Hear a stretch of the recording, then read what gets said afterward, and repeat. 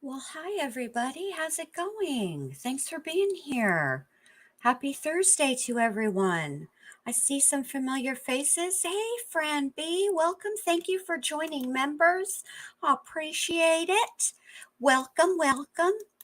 I hope you enjoy your stay here at the ward. Hey, Anita Butts, Rhodey Gal, Gail M. I can't even talk. My brain is hurting, you guys. Cement Shoes, Cool Gamer, Vincent's Missing Ear, Tia Dash. Thanks for sharing, babe. Bowling with Cotton Balls.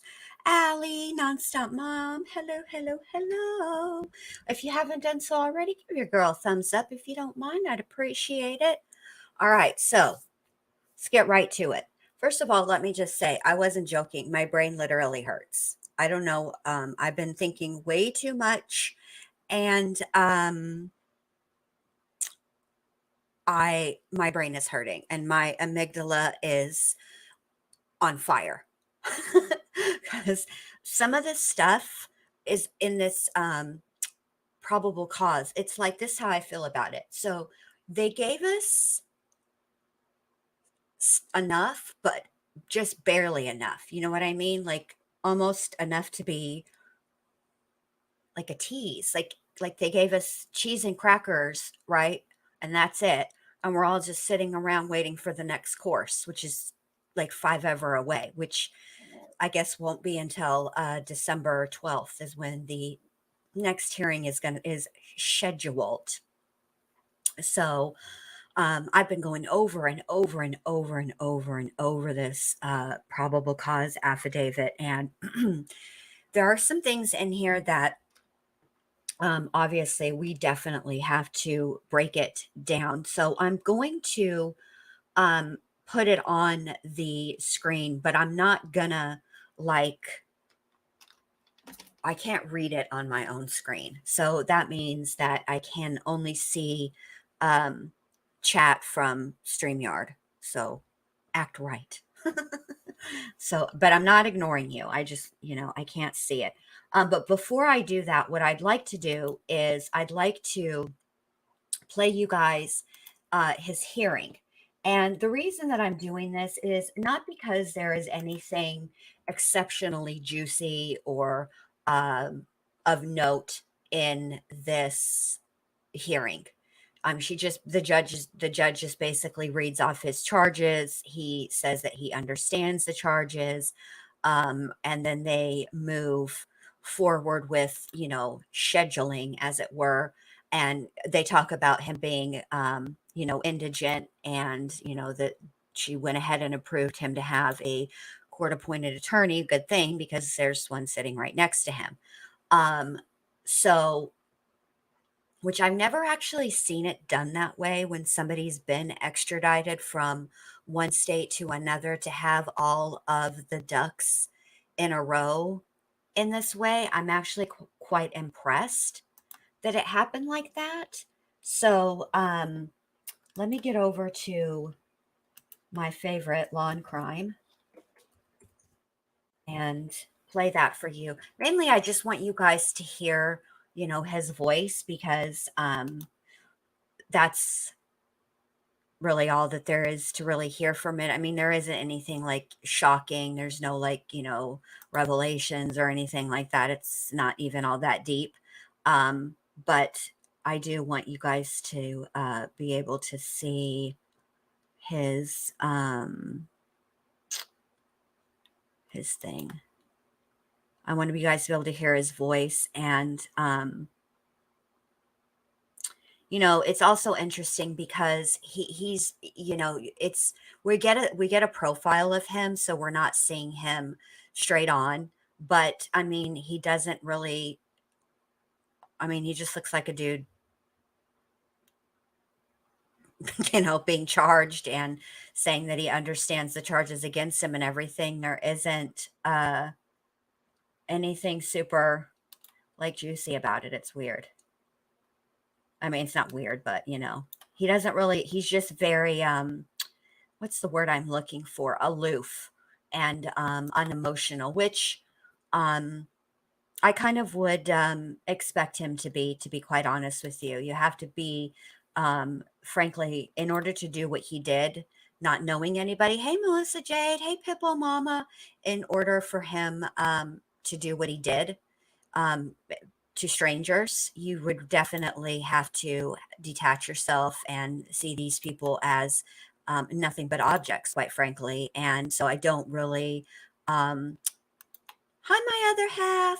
I didn't expect to see any like anything from him, but um, I'm just going to skip to the part where he speaks. All right, hold on a second. Let me add this to the stream right quick.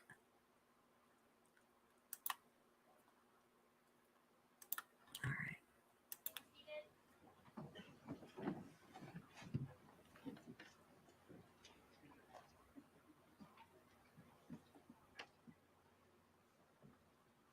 We're on the record in the Second Judicial District, Latah County. This is the time set in the matter for initial appearance. Mr. Kohberger, I am going to advise you of the rights that you have in this case. I am going to go over the criminal complaint with you, and then we're going to discuss setting the matter for further hearing. You have the following rights. You have the right to remain silent. Anything you say can and will be used against you. You have the right to the presumption of innocence. That means the state bears the burden to prove that you are guilty of this offense beyond a reasonable doubt. You have the right to a preliminary. I'm pretty sure we all know he You have the right knows to have his that hearing rights. within 14 days if you remain in custody. If you are bound over at that set within 6 months of your appearance in district court. At both your preliminary hearing and your jury trial, you have the right to confront and question any evidence or witnesses called against you. Call witnesses on your own behalf and compel witnesses to be present and testify at the state's expense. You have the right to be represented by a lawyer. Bruh. If you cannot afford one, with a criminal complaint with you. Count 1 of the criminal complaint charges you with the felony offense of burglary. It alleges that the defendant, Bryan C. Kohberger, on or about November 13th of 2022 in Latah County, state of Idaho, did unlawfully enter a residence located at 1122 King Road, Moscow, with the intent to commit the felony crime of murder in violation of Idaho Code 18-1. Okay, I just want to stop for fair use right there, and that's a good stopping point. So there's been a lot of questions about this burglary that he was charged with. Okay, so basically, he didn't have to actually take anything, although we don't know whether he took anything or not. Okay, we don't. But that what it essentially is a special circumstance that then qualifies him to receive the death penalty. So that's why they added on, because what he did, see, he actually broke, before he unalived anybody, he broke the law by entering, by breaking into this home. So that was the first felony that he committed, by breaking into the home. And then on top of that felony, he then committed another felony. So he committed the felony of breaking into a home, right? And while in the commission of committing that felony, he unalived 4 people. Okay, which that is what qualifies that as a special circumstance, and that's what qualifies this to be a capital crime and a capital punishment case. That's why they do this. They did it with if you I know most of you guys followed, but if some of you might not have followed, um it's similar to what they did with George Wagner. So George Wagner didn't remove anything from the homes that he entered, right? But he didn't have permission to be in there. They broke in, right? And so when he did that, and then along with his brother and his father proceeded to then unalive the Roden family and Hannah Hazel Gilley, then he was committing murder while committing another felony, which was what escalates it and qualifies it as for special circumstances, which then makes it death penalty eligible. That's why they do that, because you don't necessarily have to rob anybody to be charged with that. It's just a special circumstance they add to qualify for the death penalty. 1401 and 1403. The maximum penalty for that offense, if you plead guilty or are found guilty, is not less than 1 year in prison, no more than 10 years in prison, and or a $50,000 fine or both. Do you understand? Yes. All right, so there was his voice. Also, he was denied bail. He's not going to be bailed out. So there's that. That was really, unless you guys want to watch the rest of it, we can. I'll just speed it up a little bit for you because it's not like super, hold on a minute. Like it's not really that big of a deal. She's just explaining his charges. Alleges that you committed the felony offense of murder in the first degree. It alleges that the defendant, Bryan C. Kohberger, on or about November 13th, 2022, in Latah County, state of Idaho, did willfully, unlawfully, deliberately, with premeditation, and with malice aforethought, kill and murder Madison Mogan, a human being, by stabbing Madison Mogan, from which she died, in violation of Idaho Code 18-4001, 4002, 4003, and 4004. The maximum penalty for this offense, if you were to plead guilty or be found guilty, is death or imprisonment for life. Do you understand? Yes. Count 3 alleges that you committed the felony offense of murder in the first degree. It alleges that the defendant, Bryan C. Kohberger, on or about November 13th of 2022 in Latah County, state of Idaho, did willfully, unlawfully, deliberately, with premeditation, and with malice aforethought, kill and murder Haley Gonsalves, a human being, by stabbing Haley Gonsalves, from which she died, in violation of Idaho Code 18-4001, 4002, 4003, 4004. Again, the maximum penalty for that offense, if you plead guilty or are found guilty, is death and or imprisonment for life. Do you understand? Yes. Count 4 alleges that you committed the felony offense of murder in the first degree. It alleges that the defendant, Bryan C. Kohberger, on or about November 13th of 2022 in Latah County, Idaho, did willfully, unlawfully, deliberately, with premeditation, and with malice aforethought, kill and murder Xana Kernodle, a human being, by stabbing Xana Kernodle, from which she died, in violation of Idaho Code 18-4001, 4002, 4003, and 4004. Again, the maximum penalty for that offense, if you plead guilty or are found guilty, is up to death and or imprisonment for life. Do you understand? Yes. Count 5 alleges that you committed the felony offense of murder in the first degree. It alleges that the defendant, Bryan C. Kohberger, on or about November 13th of 2022, in Latah County, state of Idaho, did willfully, unlawfully, deliberately, with premeditation, and with malice aforethought, kill and murder Ethan Chapin, a human being, by stabbing Ethan Chapin, from which he died, in violation of Idaho Codes 18-4001, 4002, 4003, and 4004. And again, the maximum penalty for this offense, if you plead guilty or are found guilty, is up to death and imprisonment for life. Do you understand? Yes. And Mr. Kohberger, would you like to represent yourself, hire a lawyer, or see if you qualify for? All right, so there you go. He is eligible for the death penalty, and so that is that.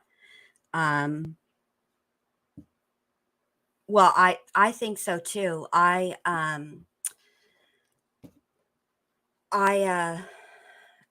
wish they would have shown more, and also I wish that there was like a way for, I know they're only allowed one camera in the courtroom, but I wish they were allowed more, because I would like for them to switch back and forth from the cameras instead of swinging the camera, because like it's giving me Blair Witch vibes and I don't need that. Thank you very much. But we got to see it, and so that's what it is. Again, he's not going to get bail, and yeah, that's that. All right, so let us now move on to probable cause, okay? So let me add this to the stream. Let me make it a full, maybe I'll make it like this. I don't know if I can, and I can't really, hold on. Let me see if I can do anything. No, I can't make it bigger or anything. Oh, wait. Oh, I can for me. That doesn't help. But, you know, I can't make it any bigger. I don't know how these people do it. I guess they have a different, way of hooking it up. So anyway, hey guys, is my sound okay? Because sometimes I feel like I'm too on top of the mic, and then other times I feel like I'm too far away from the mic and I just don't want to scream. I've had a lot of criticism that I talk too loud and yada yada, so I'm trying to be like cognizant of that. So let me know. Okay. All right. So let's go through this piece by piece. Now, there's some things that I found interesting in the very beginning, so we're going to go through that. All right. The other thing that is very, very, very, very important to understand here and to acknowledge and to keep in mind as I go through this and we discuss it. This is the probable cause affidavit. This is certainly not everything that the state would, as far as evidence is concerned, that the state potentially has against Kohberger. Okay. This is basically the nuts and bolts. This is just enough. This is what they felt was the most compelling in order to secure a warrant for his arrest. That's it. So, and the other thing that we need to keep in mind is who wrote up this affidavit. So, this affidavit was written by Brett Payne, who is a duly appointed, qualified, and acting peace officer within the county of Lake. How did she say it? Latah in the state of Ohio. Okay, so it's written from his perspective. So even though the 911 call came at noon, he did not arrive on the scene until 4 p.m. That's why it's written in the way that it is, because it's from his um it's from his perspective. So when we go to trial, if we go to trial, what will end up happening is the state will then put on the people who arrive the very first on the scene, the first responders, okay, and they will testify, and then that's how it works. Okay.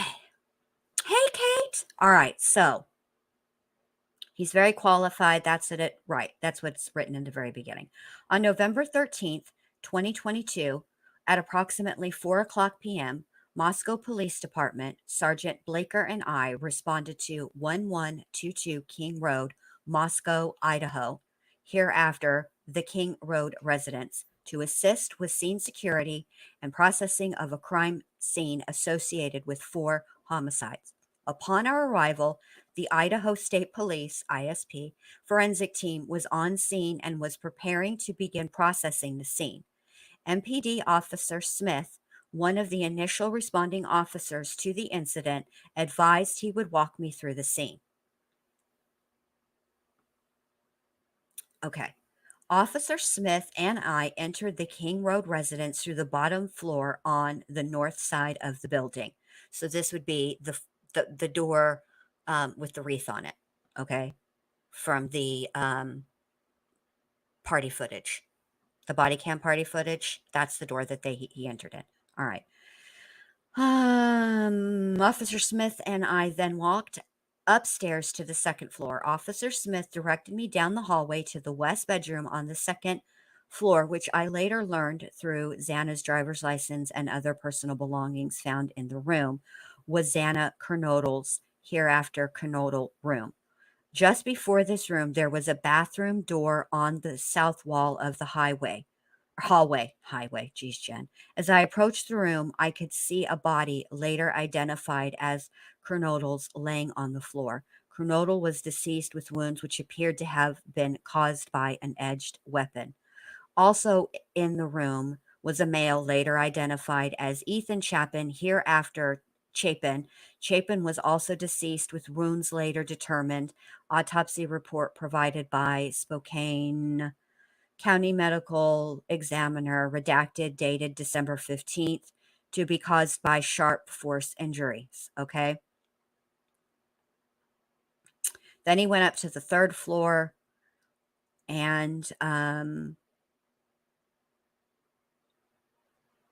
that's where they found Murphy, the dog, in Kaylee's room. But let's get to this one here. As I entered the bedroom, I could see 2 females in the single bed in the room. Both Goncalves and Mogan were deceased with visible stab wounds. I later noticed what appeared to be a tan leather knife sheath laying on the bed next to Mogan's right side, when viewed from the door. The sheath was later processed and had K-Bar, USMC, and the United States Marine Corps' Eagle Globe and Anchor insignia stamped on the outside of it. The Idaho State Lab later located a single source of male DNA, known as the suspect profile, left on the button snap of the knife sheath. Okay. And then they're going to talk about, and this is another thing, because what I remember also, let me go to the next page, is from the beginning, I was under the impression that Dylan and I shouldn't call her that because that's not how they're referred to in the report. D and B, their bedrooms were both downstairs on the first floor. That is a piece of information that was new to me. Um, and I also have a new theory about the 911 call because of what we are going to hear about here in a minute. But I don't know about how you guys felt, but at first I did think that the two surviving roommates, both of their bedrooms were on the first floor, and that the second bedroom on the second floor was just unoccupied. Maybe you thought that too, M5678? Okay, so it wasn't just me. Okay, so as part of the investigation, numerous interviews were conducted by Moscow Police Department officers, Idaho State Police detectives, and FBI agents. Two of the interviews included BF and DM. Both BF and DM were inside the King Road residence at the time of the homicides and were roommates to the victims. BF's bedroom was located on the east side of the first floor of the King residence. Based on numerous interviews conducted by MPD officers, ISP detectives, and FBI agents, as well as my review of evidence, I have learned the following. Okay. And this is stuff that we kind of already knew. On the evening of November 12, 2022, Chapin and Kernodle were seen by BF at the Sigma Chi House on the University of Idaho campus. At the address at approximately 9 p.m. on November 12 to 1:45 a.m. on the 13th. BF also estimated that at approximately 1:45 a.m., Chapin and Kernodle returned to the King Road residence. BF also stated that Chapin did not live in the King Road residence but was a guest of Kernodle. Goncalves and Mogan were at a local bar, the Corner Club on Main Street. And then they were seen on video footage provided by the Corner Club between 10 p.m. November 12th and 1:30 a.m. on November 13th. At approximately 1:30 a.m., Goncalves and Mogan can be seen on video at a local food vendor called the Grub Truck on Main Street in downtown Moscow. The Grub Truck live streams and on Twitch, which is available. And then a private party reported that he provided a ride to Goncalves and Mogan at approximately 1:56 a.m. from downtown Moscow in front of the Grub Truck to the King Road residence. DM and BF both made statements during interviews that indicated the occupants of the King Road residence were at home by 2 a.m. and asleep, or at least in their rooms by approximately 4 a.m. This is with the exception of Kernodle, who received a DoorDash order at the residence at approximately 4 a.m. Law enforcement identified the DoorDash delivery driver who reported this information. Now,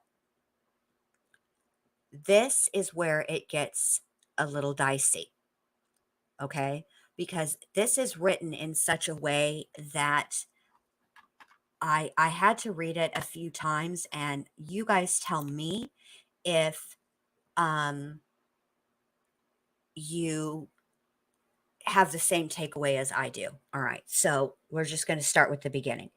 DM stated She originally went to sleep in her bedroom on the southeast side of the second floor.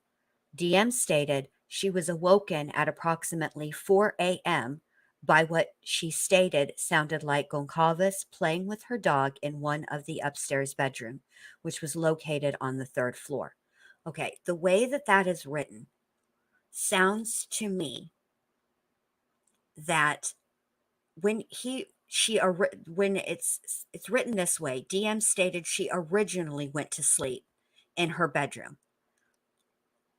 It almost sounds like she didn't stay in her bedroom, that she then went to sleep somewhere else. That's what that sounds like to me. I don't know if that is the implication intended by the author of this, but that's what it sounds like. All right. So at 4 o'clock, we have the first noise. Okay. So keep that in your brains. That's an okay, Kate. That's another good point. Or that she amended her statement. But see, this is where it gets dicey because this is a probable cause, right? So they don't have to put in the affidavit if that's what he meant by originally stated, right? No, because she said, yeah, DM stated she originally, that's different. She originally went to sleep in her room. I would think that if it was that she changed her story, it would be DM originally stated that she went to sleep in her bedroom. I don't know what the deal is with that, but it is an odd turn of phrase in that it implies a couple of different things. And also, again, this is the probable cause. They're allowed to omit things. They don't have to. If it is a case of she changed her story, right? Let's just go with that for argument's sake. They don't have to put the change to the story. Although I would have to think that that's probably not a good idea to put in if that's the case that she did change her story because the defense is going to hone in right on that. All right. Okay, so let's keep going.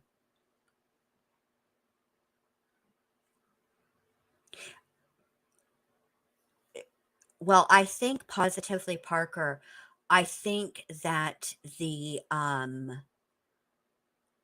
I think that that page contained details of all of the deaths, and that's why it was redacted. I don't think because they didn't include many details from really Kaylee or Maddie or Xana or Ethan's. I think that those details are on the page that's redacted. That's what I think. I think they were all brutal if you want to know the truth. Um, all right. So at 4 o'clock, that's when she heard uh, what she thought was Goncalves playing with her dog in one of the upstairs bedroom. A short time later, DM said she heard who she thought was Goncalves say something to the effect of, "There's someone here." A review of records obtained from a forensic download of Kernodle's phone showed this could also have been Kernodle, as her cellular phone indicated she was likely awake and using TikTok at approximately 4:12 a.m. So now there's this part. This is an interesting part too, because I'm curious because TikTok is relatively new and I have not heard it ever be used as evidence in another case as of yet. Maybe you guys have, and if you have, you can let me know. But for those of you who have TikTok, what I'm curious about is so, when you play a TikTok video, if you don't scroll up, the TikTok stays on one video and it will loop over and over and over and over. And what I'm curious about is if that is indicated on a cell, like on your when they pull your cell phone data, when they look, if they can see if you were actually scrolling through it or if it was looping, Do you know what I mean? Because to to say that she was awake and that she was on TikTok, unless she liked something on TikTok, hearted something on TikTok, I don't see how it would be possible for them to notice the to know for a fact, to know that she was awake at 4:12. All the that's what I'm curious about too, because I've not ever heard of what the dump from a phone with TikTok on it.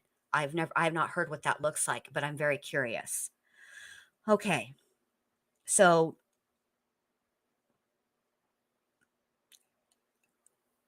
the next time we have is 4:12 a.m. All right.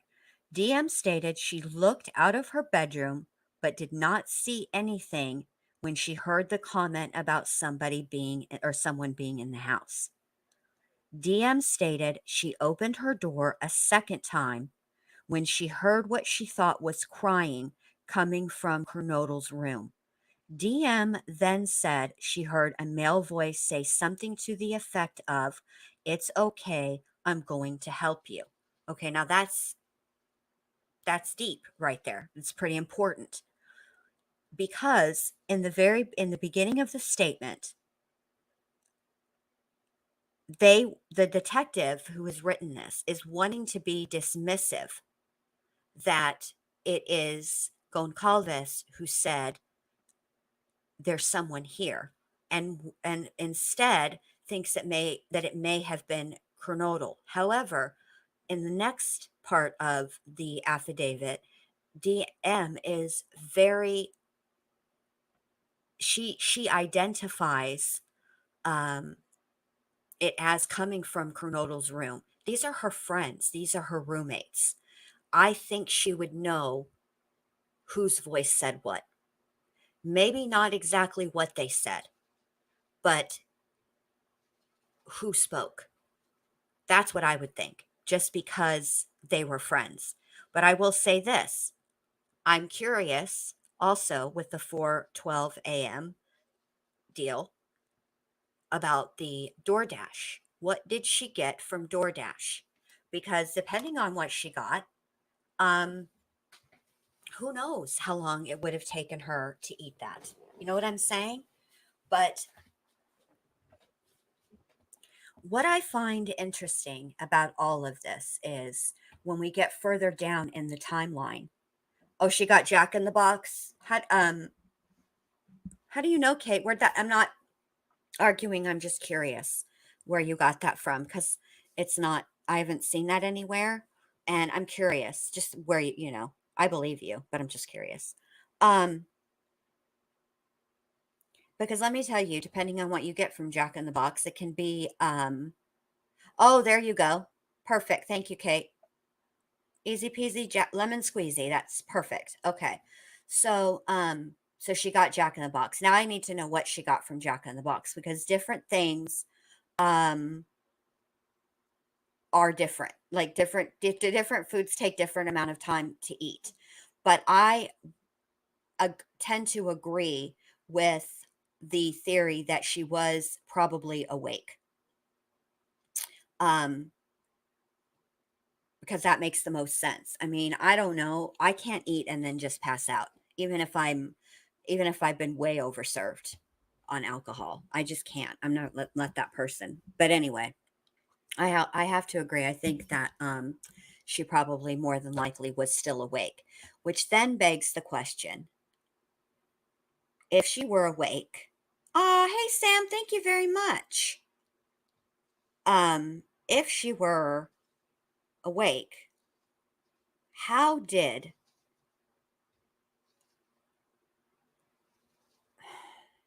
I don't understand with the layout of that home. And let me make no mistake, the layout of that home is very odd. It's definitely something that only like young people could live in because it's not like the kitchen isn't really that functional. It's at a very weird angle. We've all seen it. It's weird. And but I I understand how the person on the first floor may not have heard what was going on in the second and third floors. I think that's I can understand that. Um, that I can understand that point. And like, but but the thing of it is that he could not have been too quiet because he woke up DM. And now, granted, different people have different weights and, not weights, I suppose. Some people are deeper sleepers than others. Once they get to sleep, they're out, right? So I suppose that's possible. But um,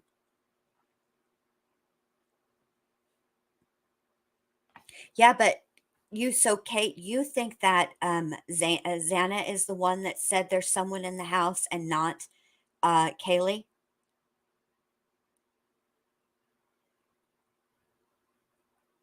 Now, I will say this about this part where DM is talking about, okay, where DM is talking about saying, "It's okay, I'm going to help you." I find that very interesting, and let me tell you why. Because we've all been talking about this potential connection to BTK. And the fact of the matter is, as a criminology student, um, Bryan Kohberger probably studied all of the serial killers, not just BTK. Okay. But what I will say is that BTK he talked to his victims, he reassured his victims. And that's a lot of times how he was able to control a situation um, very effectively. Because, like at the first home that he ever went to, there were four people there, which he wasn't anticipating the husband being home.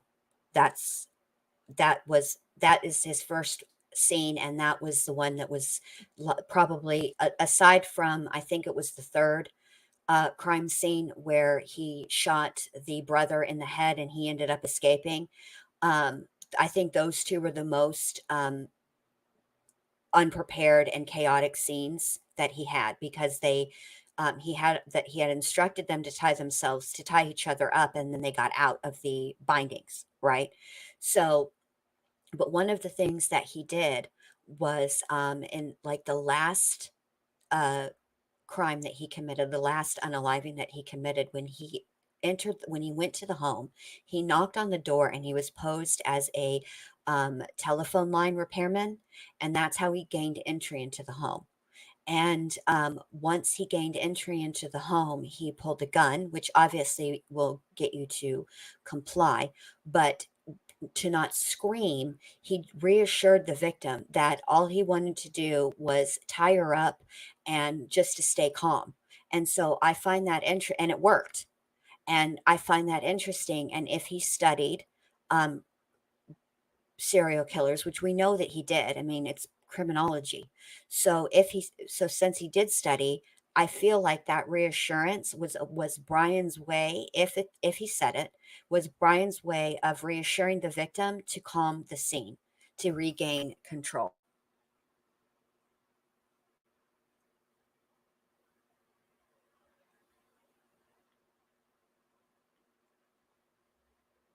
I think he did it to calm the situation. That's what I think. And I think that's what he took from BTK. And I also think, and I've said this 11 billion times, so let me just say it 11 billion more.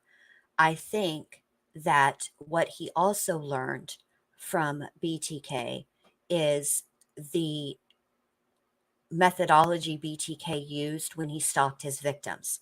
So BTK at any given point was stalking, as he called them, projects, different homes at different points. He didn't focus singularly on one home or one victim at a time. He had backup plans. And whenever he would get an urge, he would drive by one of the homes and see what was what. And if the timing was wrong, then he would have his backup projects. So I think he also learned that from from BTK. Um, and I have several more thoughts on connections to serial killers, but I was thinking maybe I should make that a whole separate live stream. Because I think it's like it's super deep, and I don't want to just like throw stuff out there and not be able to show you guys where I picked this up from. Okay, so let's continue. At approximately 4:17 a.m., a security camera located at 1112 King Road, a residence immediately to the northwest of 1122 King Road, picked up distorted audio of what sounded like voices or a whimper, followed by a loud thud. A dog can also be heard barking numerous times starting at 4:17 a.m.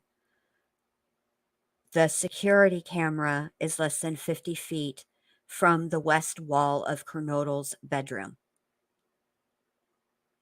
DM stated she opened her door for the third time after she heard the crying and saw a figure clad in black clothing and a mask. Oh, I keep forgetting to go to the next slide. um, and a figure clad in a black, let's see, clad in black clothing and a mask that covered the person's mouth and nose, walking towards her.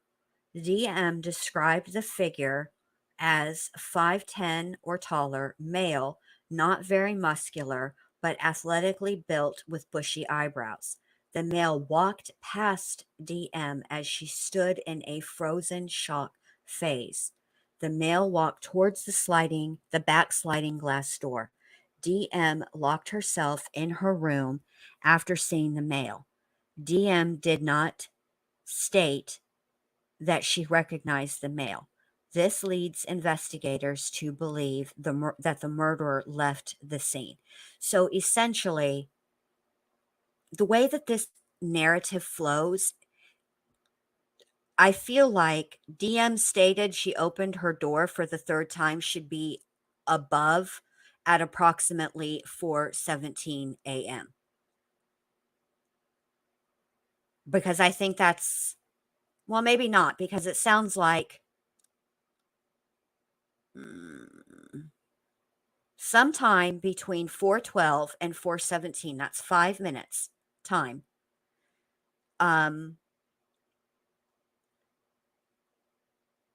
Xana was done with the TikToks because it seems like Bryan was already in the room at that point, and that the unaliving took place at about 4:17.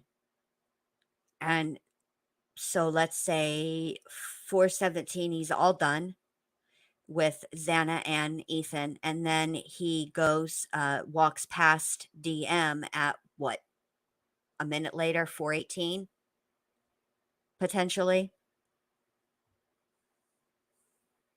And I think I've been thinking about this mask thing, right?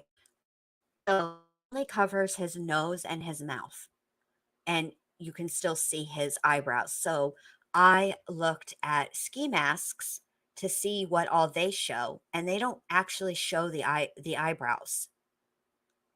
And there's a cutout for the nose. So if his nose was covered, it couldn't have been a ski mask. And I can't remember where ski mask came from or what made me think of it, but I'm actually thinking that the most likely thing that he was wearing was a COVID mask, something to that effect, or a bandana, something, which is interesting because he didn't want his field of vision to be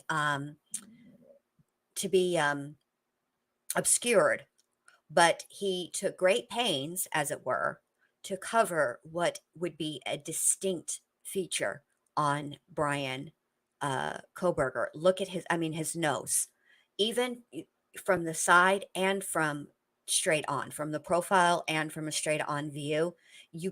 That is a very noticeable trait that he has. His nose is noticeable for lack of a better word. Um, so that is a very distinguishing feature, especially because when you're looking at Bryan face to face, right, straight on, you can tell from the straight on view that it's been broken. So it's a very and so that is what he chose to cover, which you know, that makes sense. All right. So then the combination of DM's statements to law enforcement, review of forensic downloads of records from BF and DM's phone, and a video of a suspect video. Wait a minute. Let me read this again. The combination of DM's statements to law enforcement, reviews of forensic downloads of records from BF and DM's phones, and video of a suspect video as described below leads investigators to believe the homicides occurred between 4 a.m. and 4:25 a.m. Hmm. During the processing of the crime scene, investigators found a latent shoe print. This was located during the second processing of the crime scene by ISP forensic team by first using presumptive blood test and then amino black, a protein stain that detects the presence of cellular material. The detected shoe print showed a diamond-shaped pattern similar to the pattern of a Vans type shoe sole just outside the door of DM's bedroom, located on the second floor. This is consistent with DM's statement regarding the suspect's path of travel. Okay, it's very weird wording. And thank you, Kate. That's why, please stay out of my brain. It's very cluttered and messy in there. That's where I was going next with this. Okay. Why would the combination of downloads of records from BF and DM's phone be important for timing? Just theirs. Unless, again, we have to keep in mind what it is we're reading here, that they don't want to show the defense, hi Heather, whatever, everything that they have. And so it was important for them to go ahead and make it somewhat known that they basically have cleared DM and BF because they've pulled their cell phone data, that they're telling the truth, that they were where they said they were at the time they said they were there, right? I have a feeling if they pulled everybody's, I know they did because they reference Xana's in here, right? So they obviously pulled everybody's. I'm very, very curious, aside from the stuff that we already know about phone calls, what all they got off of Maggie's phone, and Kaylee's phone, and what else other than the tickety talks they got off of Kaylee's phone and Ethan's phone. We haven't heard anything about Ethan and his phone. So,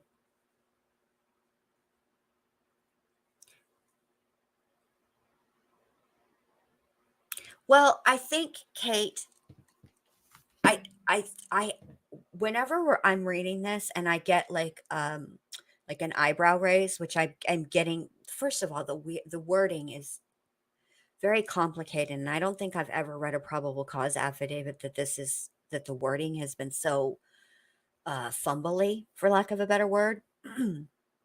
But um, I have to keep in mind what it is that I'm reading. This isn't discovery, and the prosecution, especially um, given who he ended up with as his court appointed attorney. Um, and they had to weigh that risk. Like, that the prosecution had to be thinking, okay, we're going to have to write up this probable cause affidavit. We want to include enough detail so that we can secure a warrant the first go around. Nobody wants to do this twice because it's a record if it's done twice. If they submit a probable cause affidavit and it's denied, it goes on the record. It's part of it, and you don't want that. So they want to include a solid enough case so that it goes through the first time and they get their warrant, they secure their warrant, but not enough so that they tip the hand to the potential defense attorney. Because I would imagine that when they wrote this probable cause affidavit, they knew they were going to be seeking the death penalty, which is why they added the burglary charge, right? Making it special circumstances. We already went over this. So I would imagine that was their thinking. And I would imagine that they probably did a mental checklist of potential attorneys for hire and court appointed attorneys. And I would imagine that they may have had that in mind when they wrote this out. It doesn't prove that they were there, like, all it proves their phone was there. That's really what it proves, Kate. But I think they put that in there as a, hey, we already pulled their data and there's nothing to see here. Maybe. I don't know. But I know that they have to be cognizant of who could be potentially representing Bryan, whether it be court appointed or a hired attorney. All right. Um, all right. Now they're going to talk about the video cameras. Um,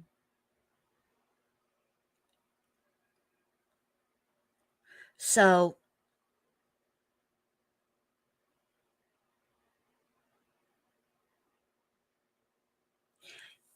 okay.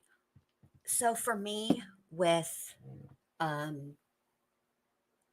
DM, I've been pondering this and I've gone back and forth and back and forth and back and forth about this. This is probably why I have a pain behind my eye, because I've been thinking about this so hard and I'm probably overthinking it. I don't know what I would do at her age. I know what I would do at 45, but I'm a hell of a lot smarter and I've been through more. I've had more life experience at 45 than she did. So I don't know what I would do at 20. And I do I do understand her initial wanting to shut and lock her door and wait.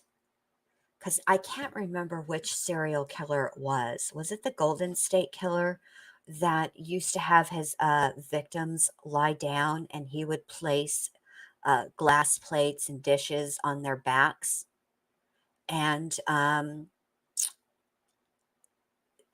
tell them to be still, and they would stay like that for until they were absolutely positively sure that he had left? Is that who did that? I can't remember who does it. Who did that? Um, I can understand her shutting and locking her door and waiting, even a couple of hours till 6 o'clock in the morning when the sun comes up. That I understand. The only other thing that I can think of is that when you have that level of fear and adrenaline pumping through your body, is it possible that in the time that she was waiting to hear him, make sure, to be sure for sure that he was gone because she was scared, that she simply passed out? I'm curious about that. Did she did she have that initial adrenaline rush and coupled with whatever she was doing that night, drinking, whatever, and then she sat there waiting and ended up passing out. Is that possible? I don't know. I don't know. I don't want to be too hard on her, and I'll tell you why. Because I've been thinking about this too. I don't understand it, but I don't want to be critical because can you imagine the amount of remorse and guilt that she has? What if you know that it's going through her mind? What if I had called 911 immediately? Could there have been first aid rendered? Regardless of whether that is likely or not, as far as because we don't know. We only know some of the injuries that Kaylee received because none of the other families are talking. But it's hard for me to want to be incredibly critical of her because I feel like she's going to be racked with guilt for the rest of her life. Survivor's guilt, number one, and I just don't want to be critical of her. I not in this stage of the game. As more comes out and we hear more and find out more, my opinion may change. But right now, at this point, I'm going to say that she was freaked the fuck out. She froze, and that's that. That's what I'm going to say at this point. I feel bad for her. And then you have B, who, bless her heart, she didn't hear shit. She didn't even know any of this had happened. None of it. She was just sleeping in her bed, snug as a bug in a rug, and then woke up to horror. And that's another thing.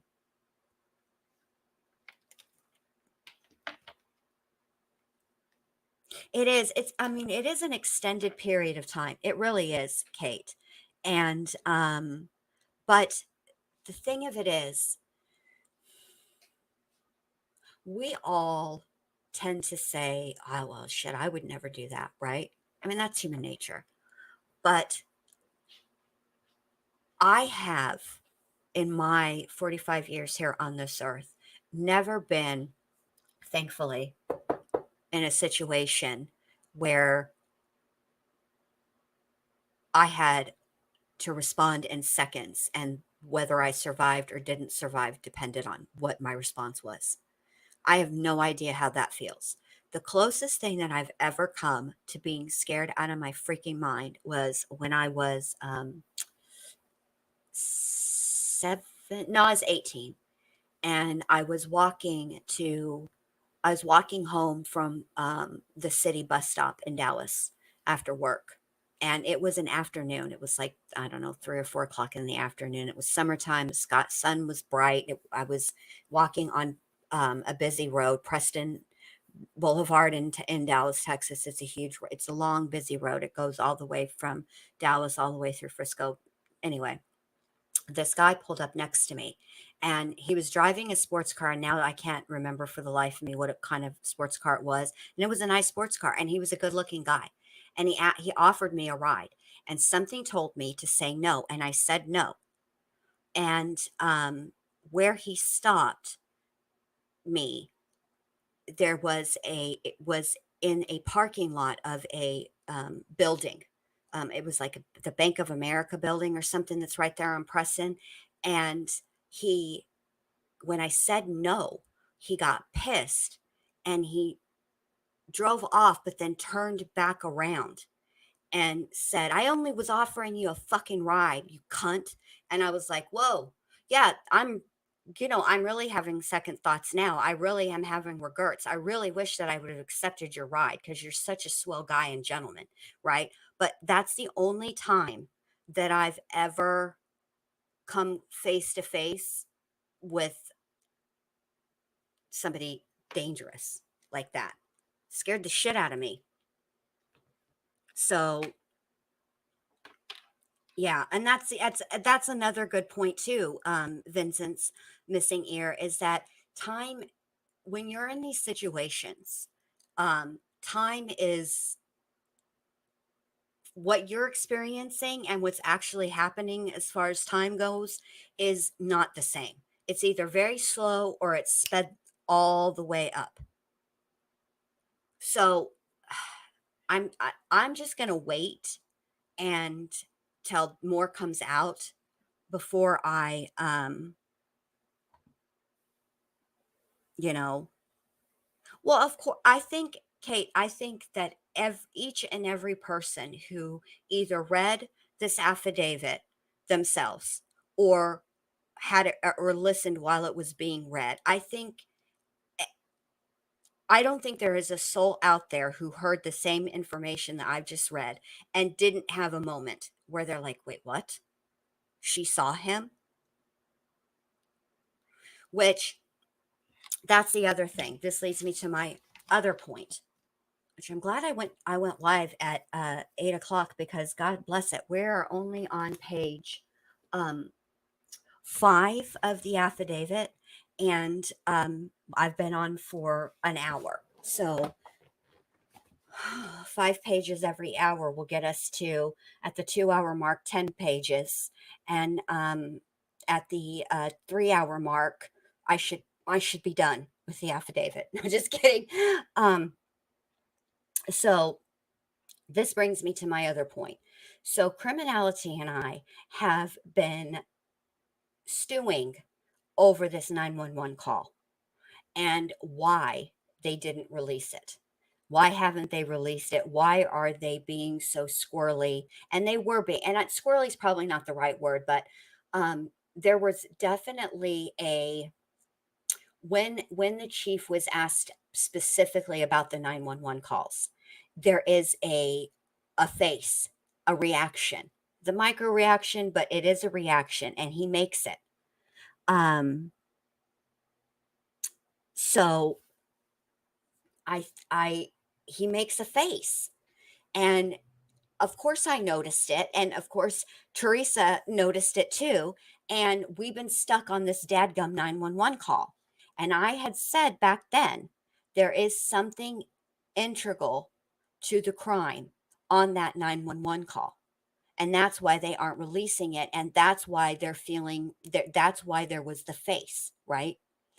I'm thinking now, this is my new theory based on new information, that I was right, and that on that 911 call, that DM is relaying what she heard, that she is giving a subject description. And I think the main reason that they kept that from the public is because they didn't want to tip off the suspect. Because sometimes they didn't know what they were dealing with here. Is this guy a spree killer, or is he ramping up to become a serial killer?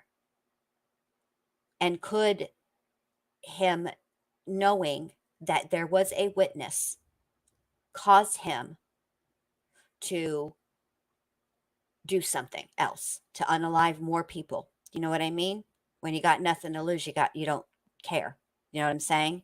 So I feel like that's my newest, latest, and greatest theory as far as the 911 call goes. I think that DM mentioned that. And I know we all know their names, but I feel like the right thing to do is to respect the way that it's written in the probable cause. It's just my personal opinion for me, not anybody else. You guys can all say whatever you want. Obviously, you don't need my fucking permission. But for me, they wrote it the way that they wrote it, and I'm going to read it that way and refer to her that way because I feel awful for both of those girls. I know that they saw at least one of their friends, at least, probably Xana and maybe Ethan. And can you imagine what that's like? They'll probably never be able to get those images out of their head. And, I feel like um, we got to just give them a fucking break. Speaking of breaks, I need to take a drink. I'm very parched. Okay. So that's what I think about the 911 call. Because I think that DM would want the suspect apprehended as soon as possible. And I think that her telling the dispatcher on on the 911 call. Hey, I saw somebody. This is how he was dressed. Yada yada yada. Um, you know what I forgot to do? Hey, Allie, I forgot to take a pair of Vans out of my closet. Give me just 1 second. I'll be right back. 1 second. It's just across the room and it ain't that big of a room. Please hold. Talk amongst yourself.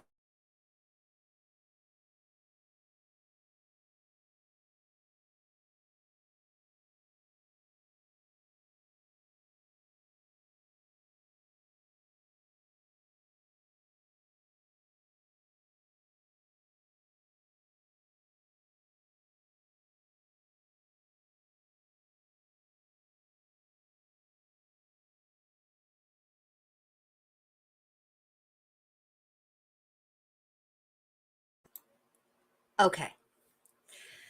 Whew. Um, you, you know, I just, I know you guys. I say the damnedest shit. Okay. So I am looking at my Vans shoes. And I will say this about Vans shoes. All Vans have the same exact sole. They all look exactly the same. That's the thing. So if you start at the top of the shoe, the toe of the shoe is a diamond pattern. But as you move down to from the toe to where if you had bunions, where the bunions would be, the side, that middle part of your foot, the part of your foot where you make the hardest impression, that isn't actually a diamond pattern. It's actually a star. And then if you go down to where your um, arch of your foot is, that's where it then goes back to the diamond pattern. And it's the diamond pattern from that point of the shoe all the way to the heel. So if they picked up a diamond pattern, then it had to have been from either the toe or the arch, from the arch down, but definitely not like the heavy part where you actually step with your foot. I know that has a problem. I'm sure it has a technical term, but I can't think of what it is right now. And so, yeah, that's that's how that's so if it is a diamond pattern, um, that's probably where it came from, either the toe or from the arch down. Probably most likely the heel. Okay, so there's that. Now, let's get to Bryan and oh hey, you guys want to hear something funny real quick? I started this live at 8 o'clock, right on the dot, right? I was very prompt and not late. I just got the notification from YouTube that I'm live. So thanks for that, YouTube. An hour and 10 minutes in. Appreciate you. This is why Jen Lu needs thumbs ups so she can stay in the algorithm. Okay. Now we're going to get to Bryan and where he was and what he was doing and all of the things.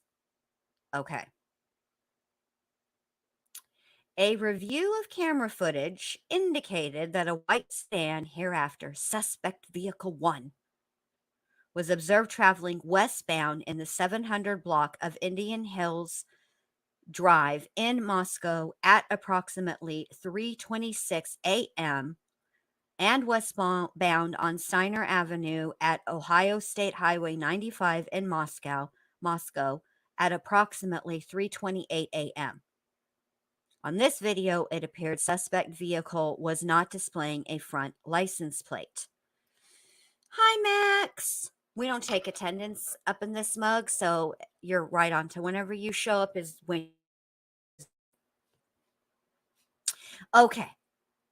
So, a review of footage from multiple videos obtained from the King Road neighborhood showed multiple sightings of suspect vehicles starting at 3:09 a.m. and ending at 4:20 a.m. Okay.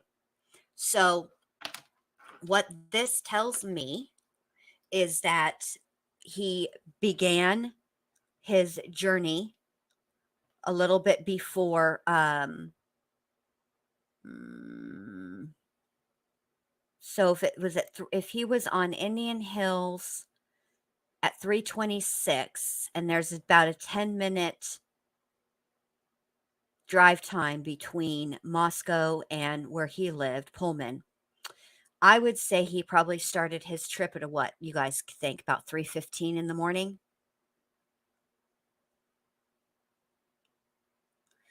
We're going to get to that, Kate, because I got some theories on that. And because I'm going to circle back to the sheath. I know you guys think that I forgot about that, but I'm doing this in the order that makes sense in my brain. And I promise you it will all make sense in the end, but the I have to lay it out the way that it makes sense in my brain, or it's going to come out really wrong. Okay. All right. So so what do we think, you guys, that he left at about what, 3:15 from his place and then headed towards Moscow? All right. A review, blah blah. Let's see. He left the neighborhood at 4:20 a.m., which is, wait a minute.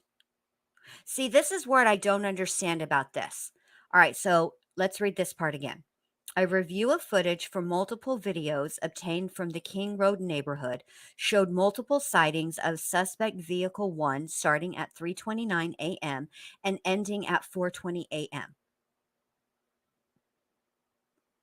So he had to have been out of the neighborhood at 4:20 a.m. So how did they put the time the murders were committed between 4 a.m. and 4:25 a.m.?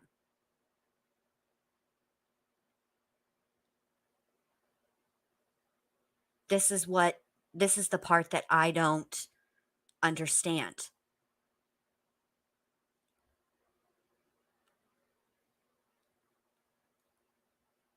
Well, no, I meant like LFT, yes, like he left his apartment around 3:15 in order to be able to do his circling that he did and be done, th- do his circling, make a 3-point turn. Then finally, the last camera that caught his vehicle was at 4:20. So where did the extra 5 minutes come from? Because to be fair, the truth of the matter is, if they are surmising that he his vehicle was seen, the last time it was seen was at 4:20 a.m., then the murders had to have been complete before that. I mean, he didn't go back, wasn't ever seen in the neighborhood again, right? Which would give him roughly 20 minutes, which is interesting. All right. All right. Here we go. These sightings show suspect vehicle 1 makes an initial 3 passes by the 1122 King Road residence and then leave via Walenta Drive. Based off of my experience as a patrol officer, this is a residential neighborhood with a very limited number of vehicles that travel in the area during the early morning hours. Upon review of the video, there are only a few cars that enter and exit this area during this time frame. Also, let me show you guys. Let me share my screen real quick because I was trying to figure this out. I was trying to figure out what path he took and all the things, right? So let me see. I pulled this up on Google Maps, which you guys know, Maps is not my friend. It is not my forte, but this map that I pulled up, oh, I have to add it to StreamYard. This map that I pulled up, I was doing the initial entrance or wait, was I doing the entrance? Yes, the entrance to see how he came in and whatever. So that's this right here. Okay. This is the house, and these are the different routes that they name in the probable cause affidavit, right? Oops. Let me close this part. All right. Or maybe I was talking about the way he got out. Because, all right. So that's that. Hold on, because I don't remember what I was looking up there. So I need to fix that because I don't think that's right. All right. So, anyways, when I was looking at the neighborhood, because I was trying to figure out where this house is that they're describing that they got the audio from, right? Um, Alley 79 had to help me out because the way that if you look on the map, you can't actually see 1112 King Road. But my point in all of this was not only is it a neighborhood, right? And so it's not heavy traffic, but also the way that the roads are, it's not like a through street. You know what I'm saying? So nobody would be just rolling through. Okay. All right.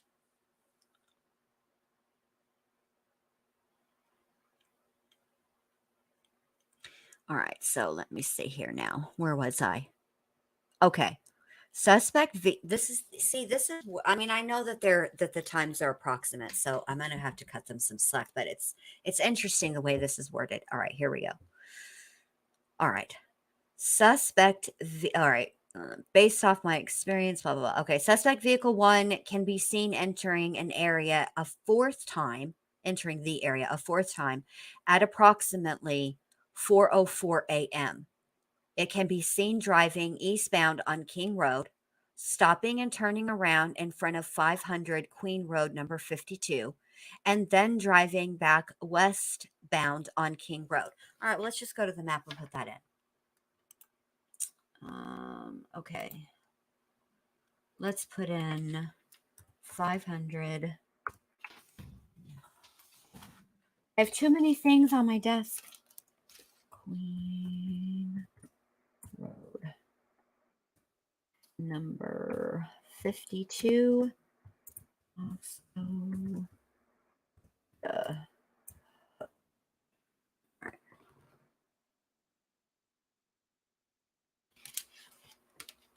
Google Maps can't. What?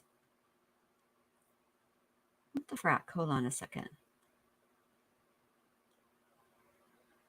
Oh, probably because I didn't delete. Hold on. Let's just find this place.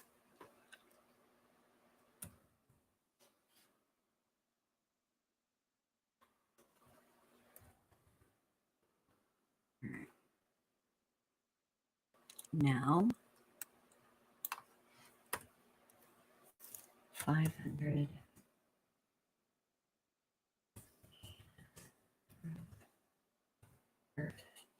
This is why I don't very often do active cases. I'm terrible at this part of it.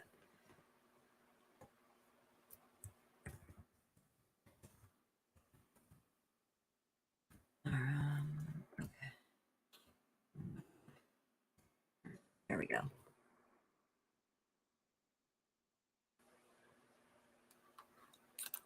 Let me add this to the stream. Thank goodness you guys are not watching me do this because I had to backspace it 8 times because I kept hitting the wrong thing and not backspace at all. All right. So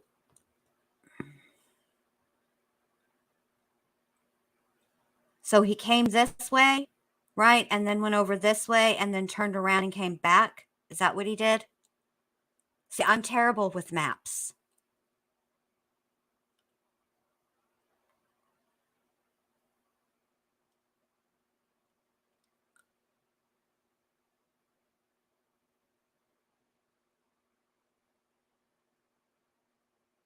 Well, here's the interesting thing about that. So about this 3-point turn. 3-point turns are not easy. Maybe they are for other people, but they're not for yours truly. I am not good at a 3-point turn. Not at all. Now I can parallel park like a mofo, but I cannot do a 3-point turn. Who knew? And I think what he was trying to do was find a good place to park. right? Or to park his car. Because let's think about this. Let's just really break this part down. All right. If you're going to be doing something that you shouldn't be doing, right? And in this case, the worst thing that you could do, the highest crime, you need to park your vehicle in just the right place where you don't alert the home, right? The people that are in the home that you're going to go into, right? To your presence. But you don't want to be so far away that you get caught up and you have a witness, right? You don't want somebody to see you. So he was likely, first of all, I think he was doing multiple things. I think he was looking for the ideal place to leave the vehicle, right? But I also think that he was making sure, because he'd been watching this house. We know it's in the probable cause. He'd been watching it, or at least in the area. Um, he'd observed it. And so he likely, you know, was aware that perhaps he had seen that Ethan sometimes stayed there or visited but didn't stay the night, and perhaps that's what he was waiting for, to see if Ethan was going to was if he was there, if he was going to stay the night, and or if he was going to leave, right? I think that might have been what he was looking for. I think he was, you know, scoping the place out. Then we have the Uber Eats or the DoorDash person, which, as Bowling with Cotton Balls pointed out, that, and very astutely, that the DoorDash driver could very likely have been a witness.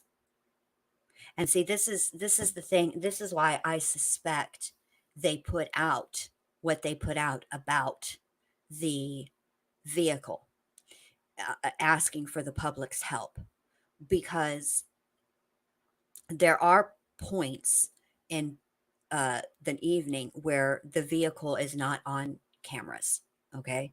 And they would like witnesses, ideally. Cameras are better because eyewitnesses, in court, sometimes people, it happens, but cameras are best. But I do think that that's why um, they alerted the public. And excuse me, I would be very curious what the DoorDash driver has to say about, what he or she may have seen that evening. It's very, very likely that he or she either saw um, Brian's car on the circling that he was doing, or on the initial entrance, or you know what I mean, when he was doing all of the weird, scoping out the situation. It's interesting to note that um let me see what time they have. And that's another thing. The thing about the DoorDash, you guys all have, most everybody has used DoorDash or Uber Eats. They are very, very specific. Let me look. Hold on a second.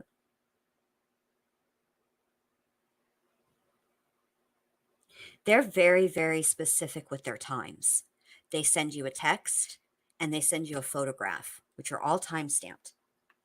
And on the app, they even tell you, okay, you've placed your order, that wherever you ordered from is making your order, all time stamped, and so picked up your order, so and so delivered your order, and then you get a separate text from the driver. So it's all, yes, they do. It's all, it's all time stamped. It's, so I'm very curious, and I'm sort of thinking that this is part of why they're what's the word I'm looking for? Why the wording and the time in the probable cause is the way that it is. I think they're trying not to give away too much. I think that they are keenly aware of Bryan and what he has studied. And let's be honest about the situation. Do I think that Bryan went Kohberger? I shouldn't call him like I'm on a first name basis with this fool. Um, oh, I'm gonna get to that. LFT, give me just one momento. Un momentito, por favor. Because I want to finish this thought. But now I don't remember what I was saying. Shit. Oh, I think that they are being somewhat as vague as they can legally be with respect to the time because they don't want to tip their hand and they're keenly aware of Bryan's education. And I want to say this, I don't think that Bryan Kohberger took criminology to learn to kill because he could have done that without getting his doctorate. And I talked about this the other night on my members only live that Kohberger, look, I learned from Dr. B what it takes to get a doctorate. It's a arduous process, okay?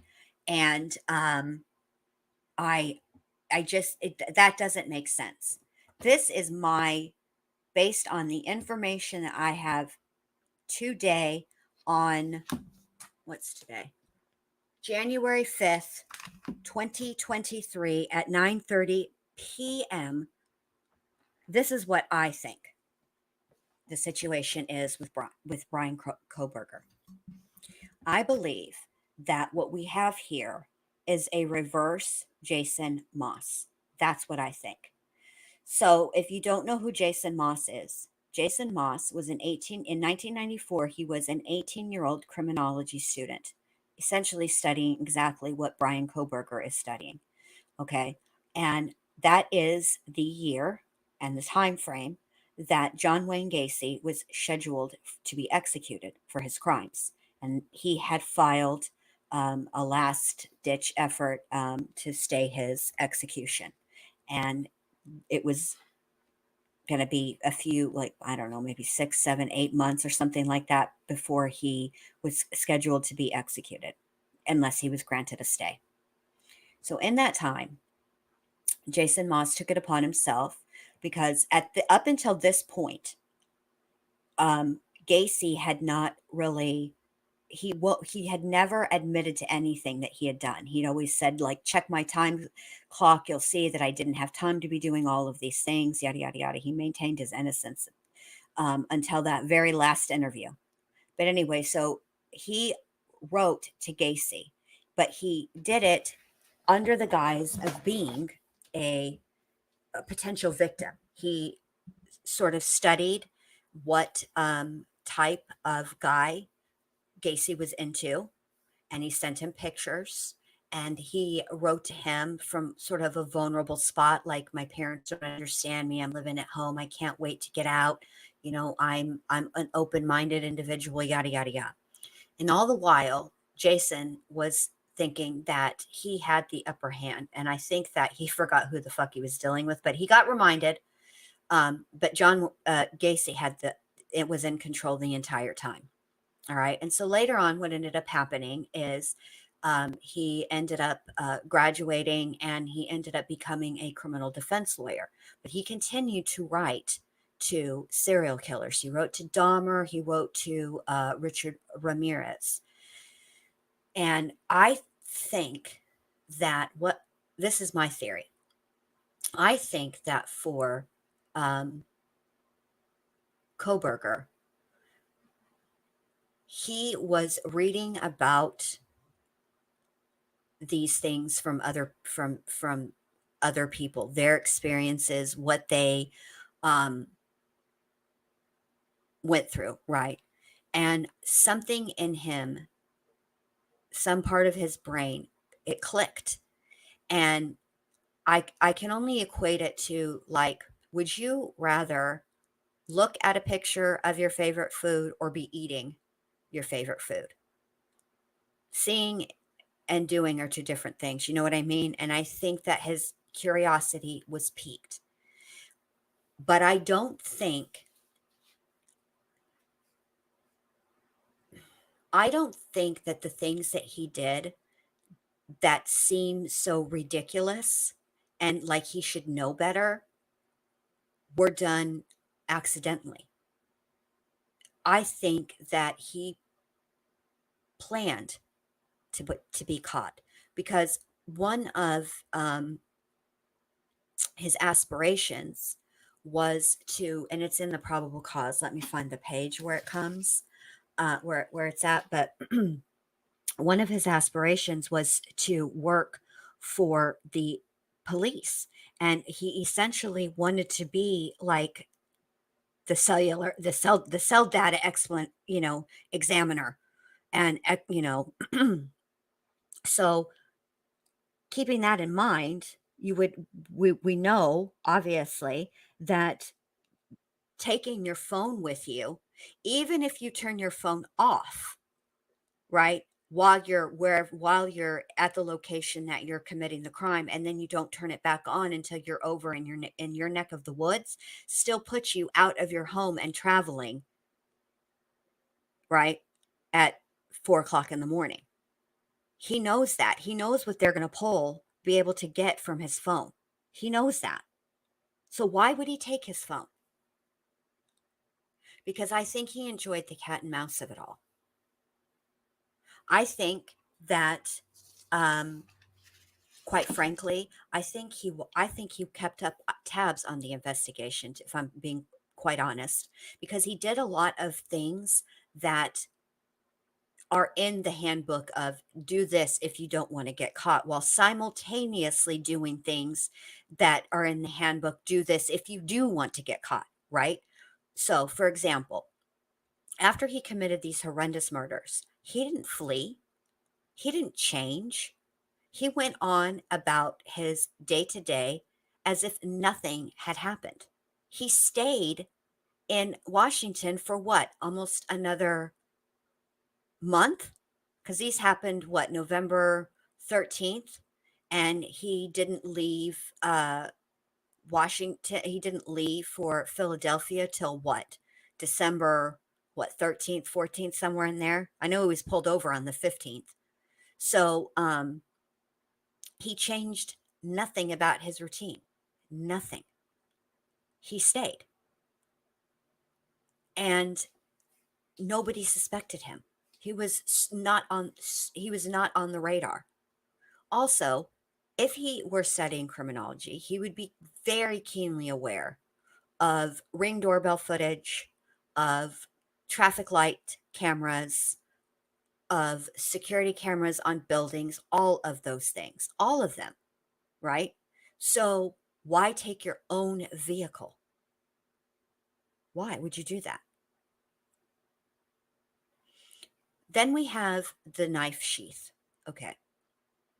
And so, if we're going based on DM's statement to police, which is all we really have to go on right now, there isn't anything that we can refute. Um, I'm going to look up that horror movie because you guys know me. I love a horror film, right? And it takes a lot for me to be like, oof, that's too much. You know what I mean? So, if one of you guys, I know the name, but now I don't remember it right off the top of my head. So, if one of you guys would be so kind as to put the name of the horror movie in the chat, please, so I can look it up later.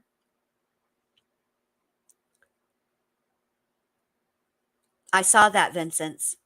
I think that he kept tabs on this investigation, and to be quite frank, I think that he enjoyed and reveled and delighted in the heat that Jack S.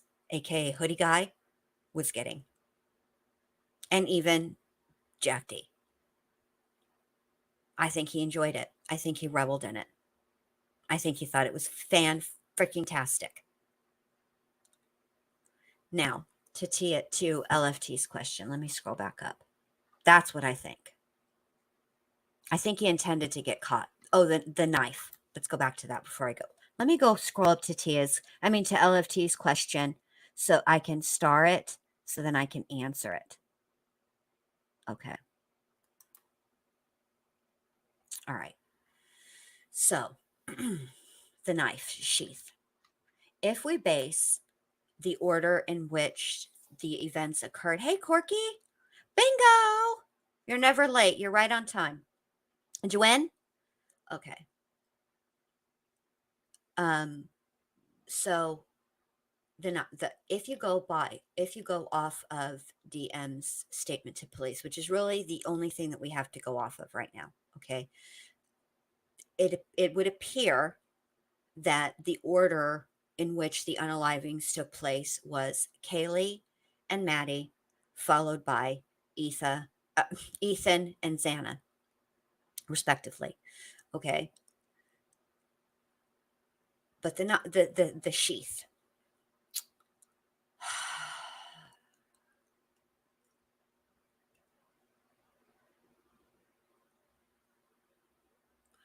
I think it was intentional.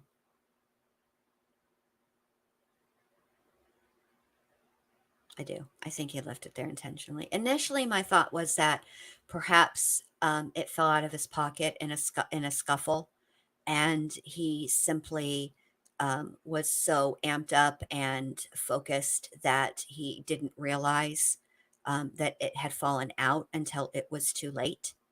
And then by the time he realized it was no longer in his pocket, he couldn't go back to the house.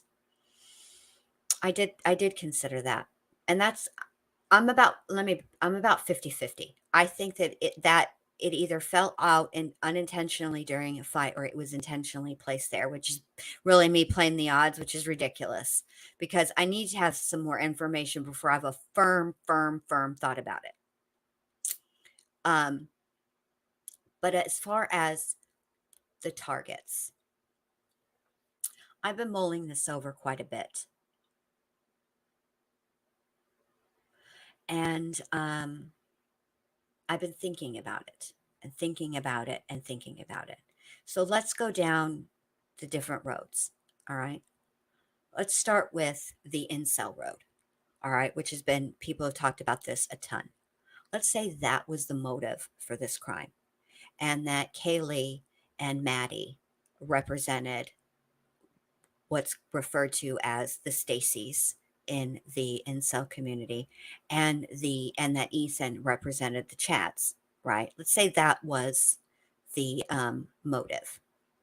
Well, I think then if that's the motive, then comparing him to Bundy simply based on the fact that Bundy attacked a sorority, which by the way was his last attack. It was his last crime that he committed.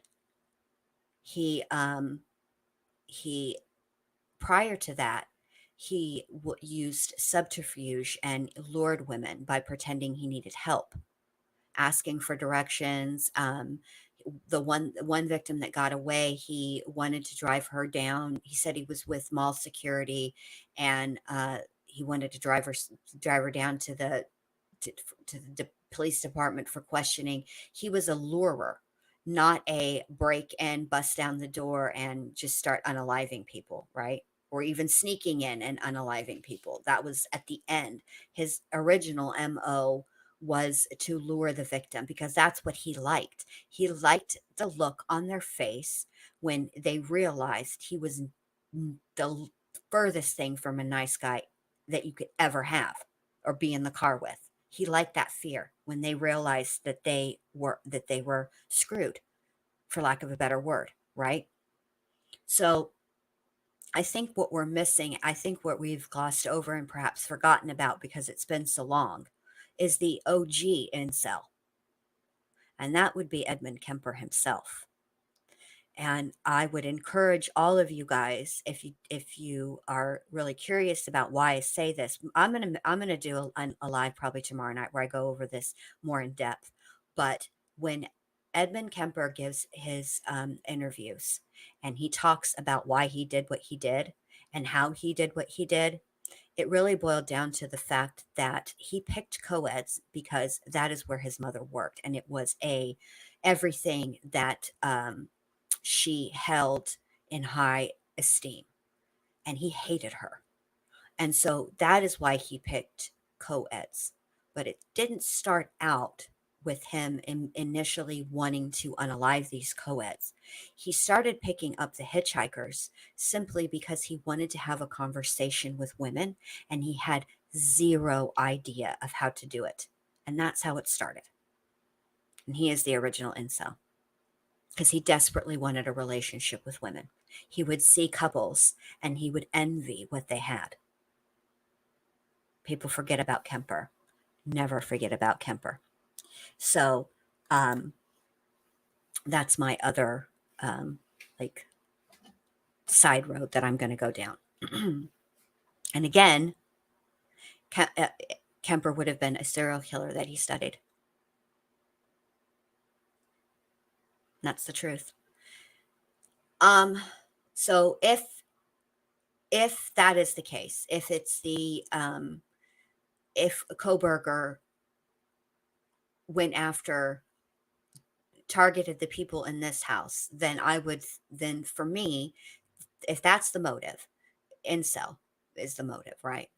Um, then, and I don't mean a literal incel motive because obviously there's Elliot Rogers, you're missing like the manifesto and all this stuff like that, but maybe, but sort of that theme of these were the epitome of the girls that he could never get but always wanted, and so he sought to destroy them, right? So like that's what I'm talking about, not a literal not that he was a literal incel, not that he belonged to the manosphere, the whatever pill community, whatever, blah blah blah. Anyway, then the then that would make likely Kaylee and Maddie the targets. But then I started thinking about it. And you're going to have to follow along with me because this is kind of convoluted. And when I brought this up to my husband, I got the biggest stank eye ever. Okay. If it wasn't specific, it wasn't just the house that was targeted, right? If it was actually a specific person or person in the house that was targeted, why? And let's say that the target was Kaylee or Maddie. Why would you start with um why would you unalive the person you really intended to unalive the most, the one that you coveted, for lack of a better word? Wouldn't you want to savor that moment? So the way that I equate it is like when I eat Skittles or gummy bears, I eat all of the other colors of the Skittles except for the reds. I save the reds for last and I eat them all by themselves. And frequently, hours after I have finished the other colors. Like I savor the reds. And yeah, with the gummy bears, I eat all of the other colors except for the clear pineapple flavored ones because those are my favorite. And I usually parse those out over a couple of day period, right? Because those are the ones I like the most. I want to savor the flavor as if I can't go to the fucking store and get another pack of gummy bears, but whatever. That's just my, but I would think that the thinking would be along the same lines, that if this is something that you have planned and fantasized, and it's not about the act itself, not just about the act itself, but it's about a specific person, then why wouldn't you want the most time with them? Like BTK would um, tie up, or the times that there were multiple people in the house, like with the Oteros. Let's start with them, right? Um, he saved the person he intended to actually fixate on for last, and prolonged the suffering of his real intended target by forcing that person to she Mrs. Otero could not see what was being done to her daughter or to her son or to her husband, but she could hear it.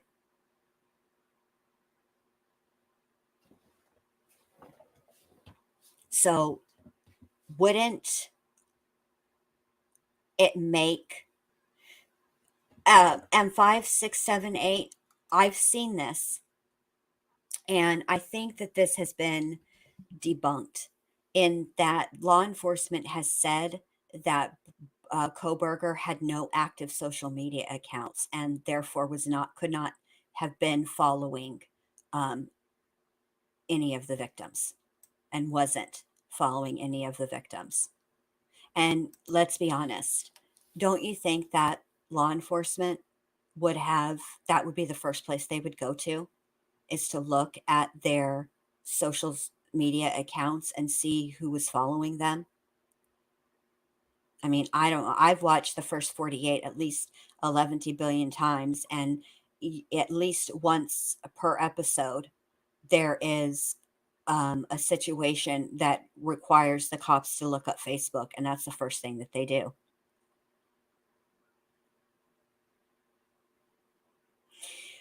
Well, why are we assuming this is let's just think about this. Let's play this out. Why are we assuming that the girls were the intended victims?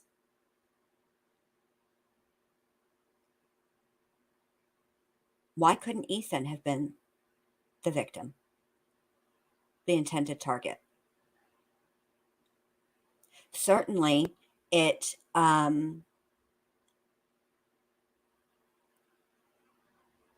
certainly Ethan had his own place, right?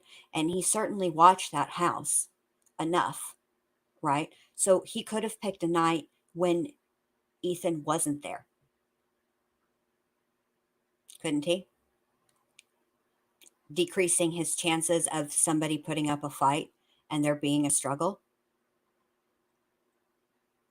I mean, let's play it out. The truth is, we don't know what the injuries were on the other victims. We only know a little bit, but if your intended victim was Ethan, didn't Ethan live with a bunch of guys? If you wanted to isolate your victim and get them at the most opportune moment, wouldn't it be with a house full of girls rather than a house full of guys? We don't really know who the target was because we don't have enough information about the other victims to know whose wounds were the worst. This is why I'm annoyed, Clang, because this probable cause affidavit gave us some information, but huge chunks are missing. And nothing is really concrete except for where Kohberger's vehicle was at specific where it was captured on video, surveillance, or traffic cameras, or ring bells, what or doorbell, whatever, I'm trying to say, ring doorbell, whatever, right?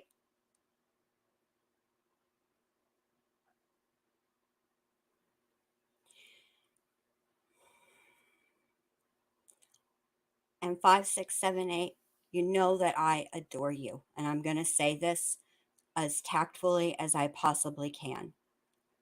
I am very skeptical believing anything that she says with respect to that.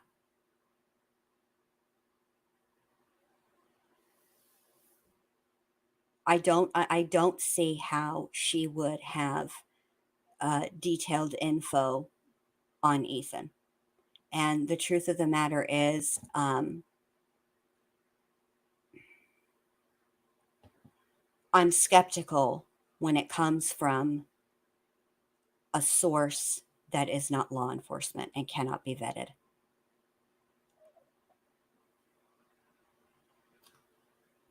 Yes, but yes, you heard that correctly. You heard that correctly. I just it's nothing personal to her. It's more that this is how shit gets out of hand, and until and the truth of the matter is, because there is a gag order, and it's not advantageous really for um Kohberger or for the state to really give out details at this point. I don't think we're going to hear anything for a maybe on the 12th we might hear a little bit, but I doubt it. I think what is going to happen now is um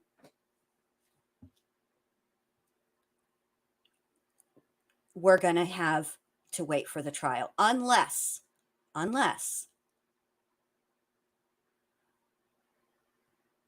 based on this probable cause affidavit, and then moving forward through the discovery process, because remember, this is only some of what the state has. We don't know.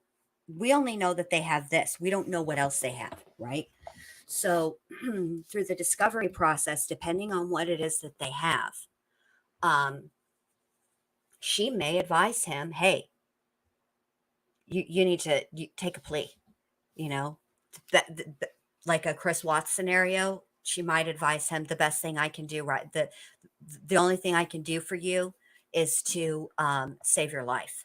So take a plea deal, plead guilty, take life without the possibility of parole, and call it a day. That might be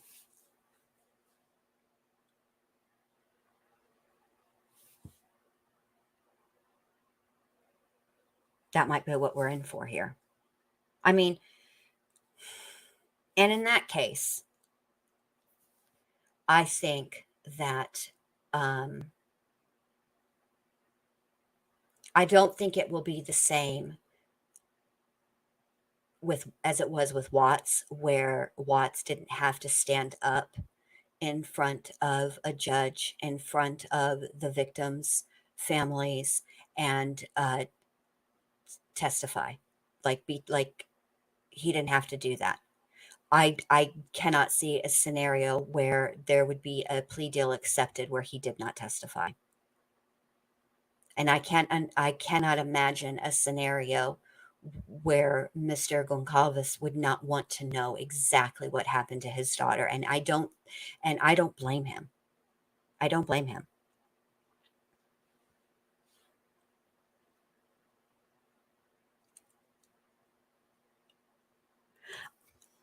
Um, and that's the other thing. Where is the knife? Where we don't know. We don't know whether law enforcement has it or not. And I was watching something on law and crime that I thought was that one of the experts that they were speaking to made an excellent point. So when autopsies are performed, they x-ray the body. And a knife of this size is going to do damage not only to the flesh but also to the bone, and would leave nicks, marks on the bone that are identifiable and can be matched up. It's possible that the tip of the knife even broke. That happens.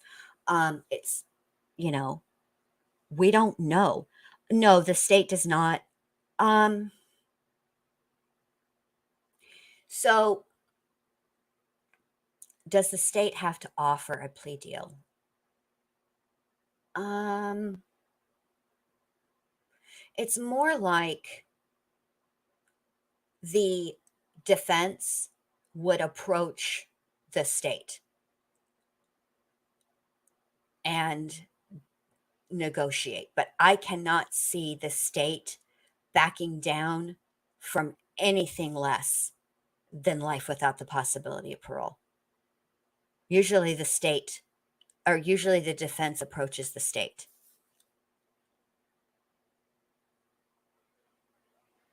So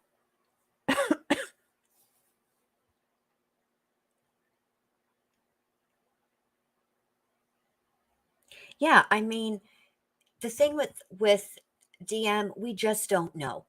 We don't know how our own bodies would react. Your brain is runs the whole show, and its primary function, besides running the show, is it does an incredibly good job at protecting us in traumatic situations. That's why we have memory gaps and stuff like that, because our brains are like, you know what? Um, we know it happened, but we don't have to know it all the time. We're just going to tuck this back here up underneath this flap. We're going to file this way, way, way in the back, and put it up on the tallest, highest shelf. And so it allows you to be able to function. So our brains have an incredible capacity at doing that, and they're very efficient at doing that. I do think that she was completely terrified. I do. I do. The other thought that I had about it is, did Bryan see her? And if so, why did he allow a witness to live? I I I did look at some diagrams. I'm going to have to look at them a little bit more in depth before I feel comfortable sharing them. But I did see some things where it appears anyway from just looking that it's possible that she could have opened the door slightly and seen him, but he not see her. The way that her door opened is the theory. But I don't know how much of that I believe, because I'm gonna have to really let me just tell you the truth. I'm gonna have to show it to my husband. I was never good at geometry. I'm good at spatial relations in that I am a whiz at Tetris. I'm a whiz at um packing things, organizing a pantry, organizing a refrigerator to have the most space. But I am shit at looking at diagrams. For some reason, that part of my brain is like, no. So how about no? So that's, with that. I think that, I mean, it is right outside her bedroom. Now, this is the other thing about that I'm curious about. Give me just one little tiny second. Just entertain yourselves for just two shakes of a lamb's tail.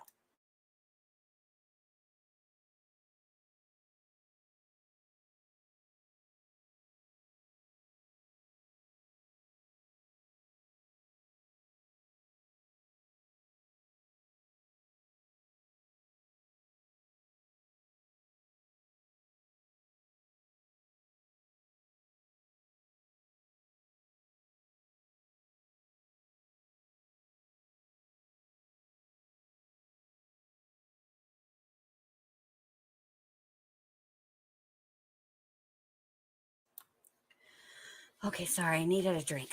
I lost two people while I meant just to chill out for two shakes of a lamb's tail, not leave. All right. So where was I? Oh, the shoe print. Okay. So I'm thinking about this, and you'll notice that that was conspicuously left out of the probable cause affidavit, which tells me um that at least at that point, which is makes sense because we know when he was arrested, and we know when the search warrant on his parents' home and his person and his apartment were executed. I'm very curious if they found the shoe match. I'm very curious.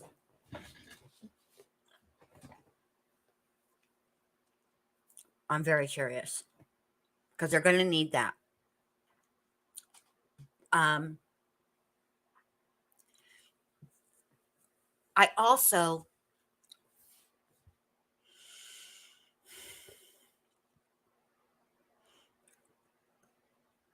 this whole probable cause affidavit has me spinning in 11 billion different directions. And the truth is, there are some solid answers. Like, we know how they arrived at going from a arriving on a scene of a quadruple homicide to arresting him. They used mainly digital evidence, surveillance cameras, ring doorbell cameras, and the like. That's really how they caught him. Um, and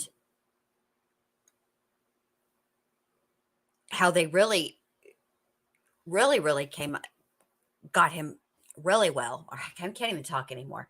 Was the officer at Washington State University who went through their database and to see if there were any white Hyundai Elantras on campus. I thought that was a genius move.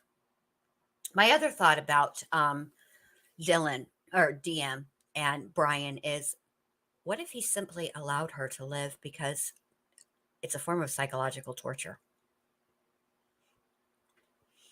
You guys want to know what my very early, like maybe week 3 theory on the case was? What if the surviving victims, one of the surviving victims, or one of the survivors, I can't even talk, one of the survivors was the intended target all along? What if what if the person who committed this crime thought to themselves, unaliving this person would be too easy, right? Like an extreme amount of revenge that would have to have been personal at that point. You know what I mean? That they were so angry at this person that they unalived all of the people around them, knowing what goes on social media, how people would side eye them. Why did you then the guilt that they would feel just because they simply survived? Not only did they survive, they were untouched.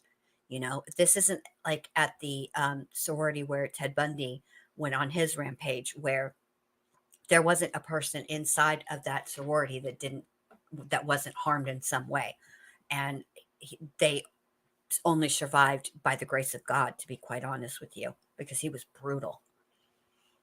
And that was one of my very, very earliest um, thoughts, was that maybe the real target, as it were, for this situation was one of the oh, thank you, and 5, 6, 7, 8.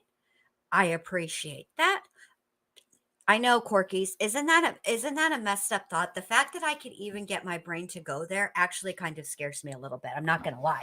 When it came out, when I was thinking it and mulling it through, it did scare me a little bit, because that is a really, really, like, that's a different level of evil. But think about it. Um, like, okay, a lot.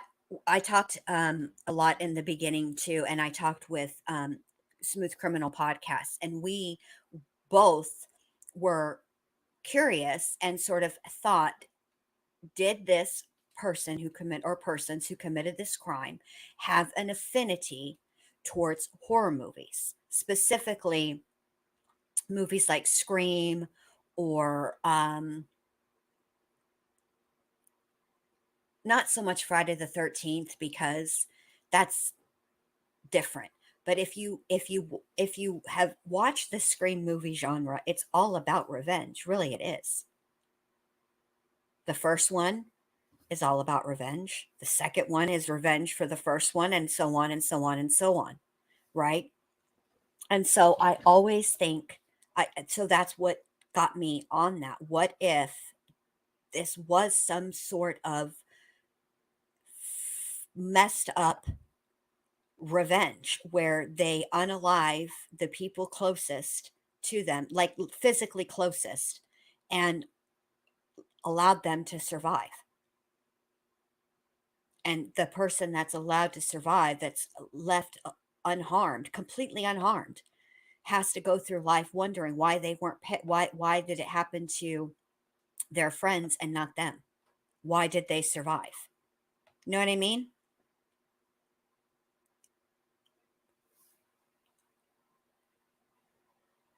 I need to did you guys ever put the name of the horror movie in the chat for me? Does anybody know that name? I'll look it up.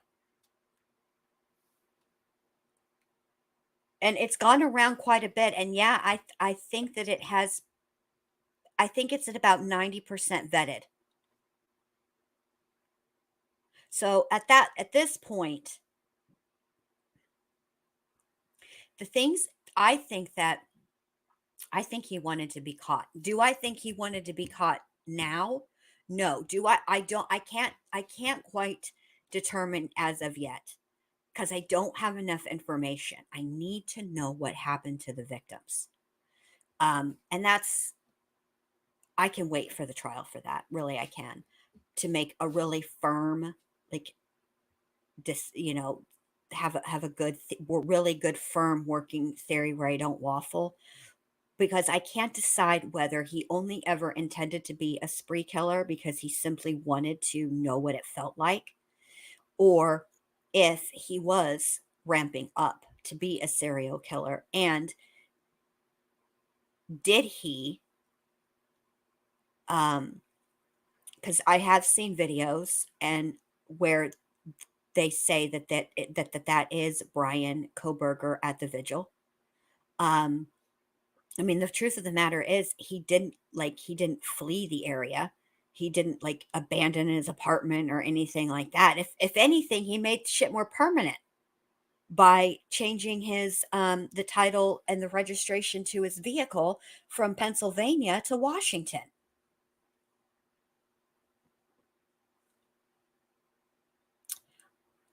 Um 2 days back, that's right. Thank you. Let me write that down because I'm going to look it up later, not while I'm trying to hold on. Let me write that down. Thank you. I'll tell you this, Clang. Is it possible? It is possible. I can't dismiss it. But now that the search warrant for his body has been executed, where they took photographs, obviously they took a DNA sample, buccal swab and all that. Um, I'm very he's in the data bank, and we will find out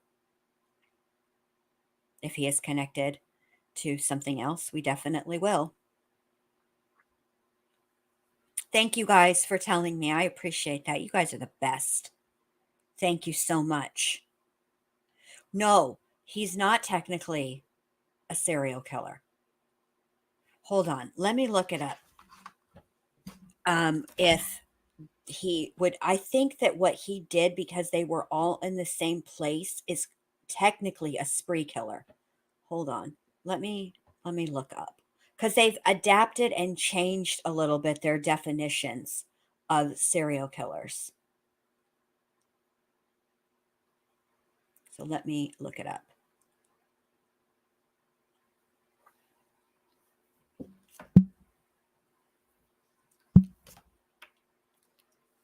I don't want the Oxford Dictionary.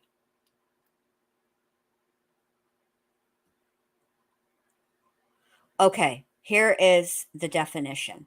A serial killer is typically a person who murders 3 or more persons, with the murders taking place over more than a month and including a significant period of time between them.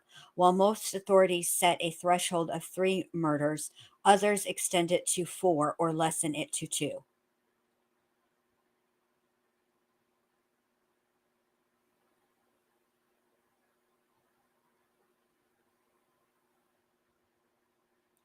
So,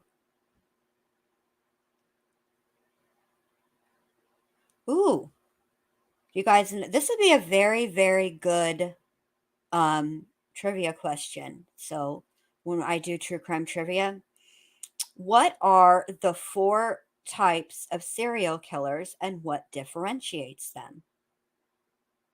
The 4 types of serial murderers are identified: the visionary, the mission oriented, the hedonistic, and power control oriented. Hmm.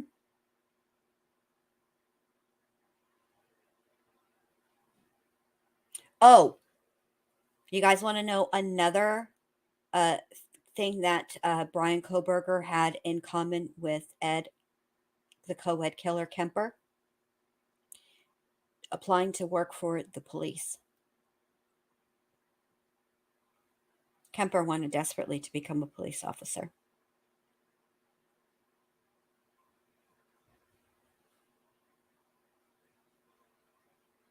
All right, so let's see what the definition of a spree killer is, because I think that he qualifies as that. Let's see. Wish Dr. B would get up here. She could tell us for sure. Oh, it would be helpful if you spelled definition correctly.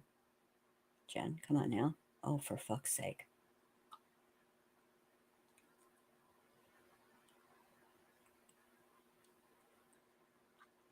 What do you guys think?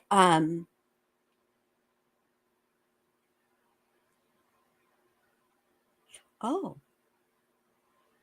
a spree killer is someone who commits a criminal act that involves two or more persons or homicide, or murders or homicides in a short time in multiple locations. The U.S. Bureau of Justice Statistics defines a spree killing as killing two or more killings at two or more locations with almost no time break between murders. Hmm.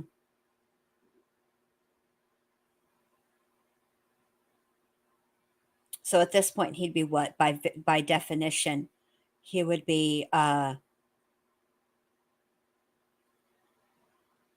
a mass murderer at this point?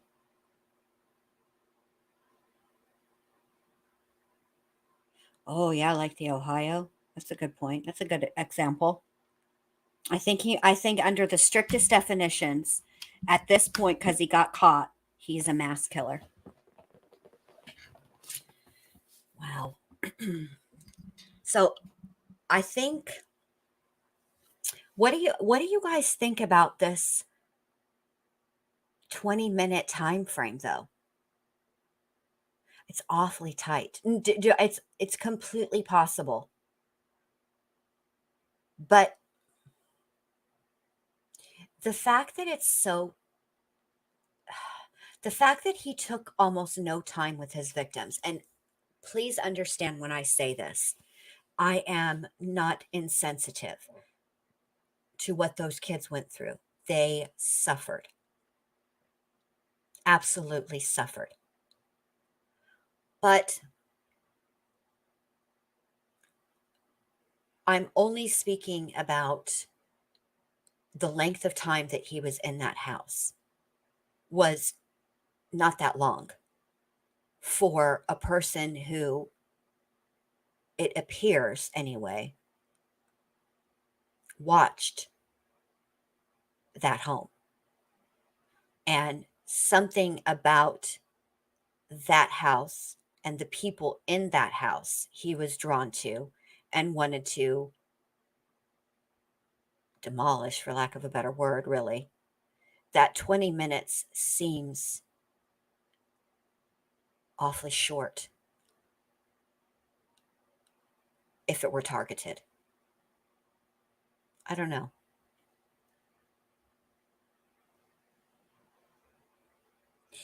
Well,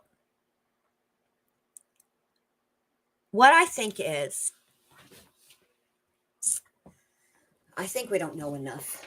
But if you look at, like, so 20 minutes if it were personal, okay? If it were like the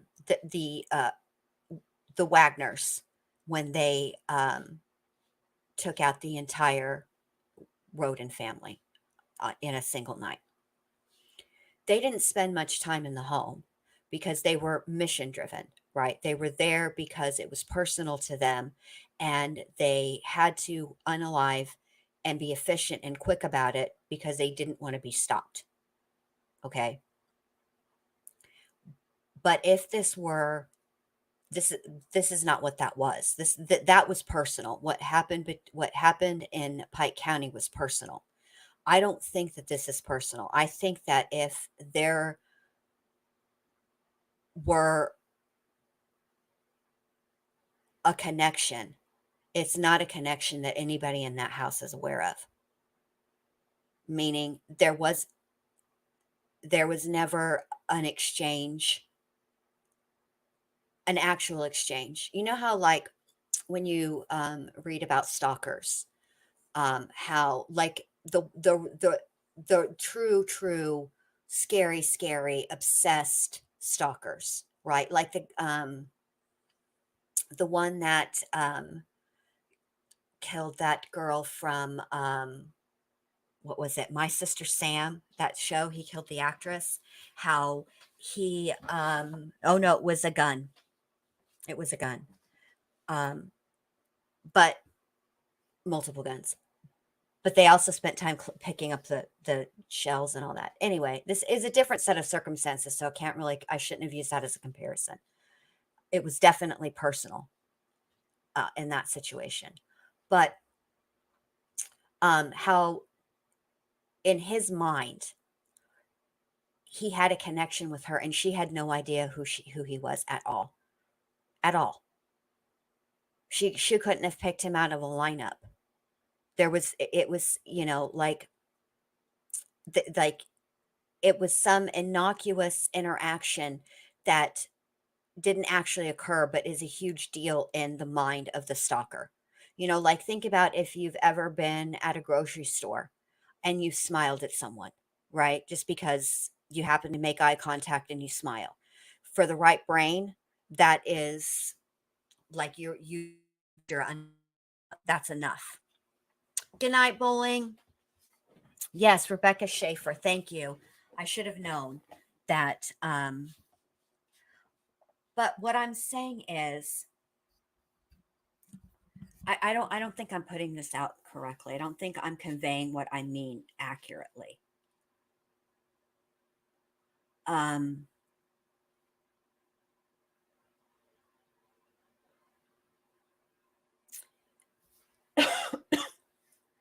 what it seems like is that there isn't an element of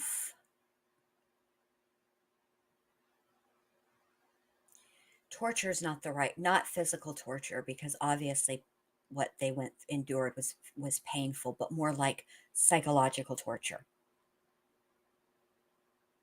That's what I'm trying to say.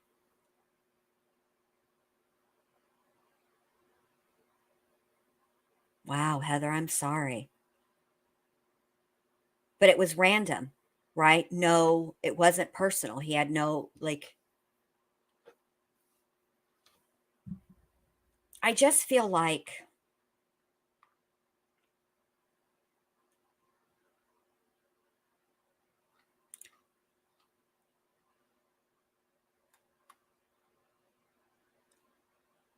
I mean, what was done was do not get me wrong. When you stab somebody, whether it's once or multiple times, it's up close and personal, just like strangulation is up close and personal. It's a very, it's an, I don't like to use this word, but this is the correct word. It's an intimate crime to be up that close to somebody, to be in somebody's bubble like that, to look, but I can't find anything in the evidence that we have so far that a specific person was targeted above everybody else in that home. That's what I'm trying to get at. And I'm getting tired. And so now my words are coming out all wrong and yuck. You know what I mean? I'm getting all discombobulated because it's getting late. I'm glad he's okay. It's sad. It's scary, Heather. It's scary. I can't imagine with the fear and terror that those kids went through. And again, I'll say this because I said this on my um, members only live, but I do mean it and I am sincere about it. This is why I'm not a proponent of the death penalty, because those 4 kids. Do you think if Kaylee and Maddie and Xana and Ethan knew that it was their last day on Earth, that Maddie and Kaylee would have ate the grub truck, or that Xana would have door dashed Jack in the Box. The thing about the death penalty is when somebody is given the death penalty, they're given an execution date. And after all of the appeals have been exhausted, then they know for sure when they're going to be executed. And they're afforded the opportunity to have closure.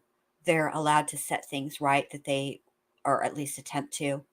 Um, and it's something that was not afforded to their victims. And so for me, it doesn't seem, I think that they should have to go along living the rest of their life wondering, is today the day? You know what I mean? They get everything. They get a last meal, like Bundy. All right. Bundy took the last hours prior to his execution and he gave an interview. And the truth of the matter is, it doesn't really matter what the interview were asked. Bundy was given and afforded the opportunity to say whatever it was he wanted to say, regardless of the questions that even if he was answering the interviewer's questions, it's because he chose to answer them, right? And that is a luxury that he did not afford any of his victims. They didn't get the opportunity. Kaylee, Maddie, Xana, and Ethan did not get an opportunity to call their families, to call their friends and tell them, I love you. Or even somebody that they may have had a falling out with to resolve an issue. They didn't get that opportunity. So why should the person who killed them be afforded that? They don't deserve it. And but by virtue of the way that the death penalty works, they do get it. They know when they're going to be executed.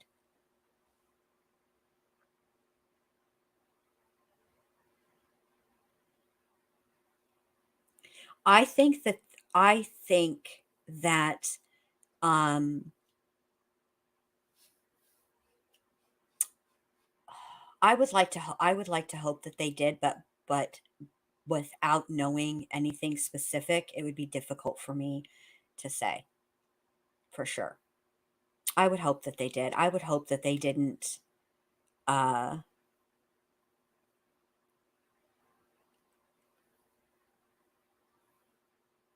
I would hope that they didn't suffer. What are you asking? What's right away in your final moments? Oh, I know. I see what you mean. Quickly. Yeah. I don't know what that, yeah, I don't know what, um, I mean, I would have to, if that's what law enforcement said, then I have to take them at their word. I would hope so. I would hope so. But if, if Kohberger is guilty of these crimes, and this is the other thing, we have to be very, very, very, very careful. Granted, they do have some compelling evidence, right? But he does have the presumption of innocence, and I wouldn't be doing a good job as a true crime creator if I did not acknowledge that, if I acted as if it is a done deal that he's been convicted, because he hasn't. And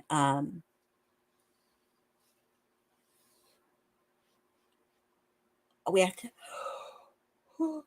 we have to keep that in mind. And with that said, what the person who committed this crime really did was rob the world of who Kaylee, Maddie, Ethan, and Xana were going to be as human beings, what their contribution to the world and society would have been.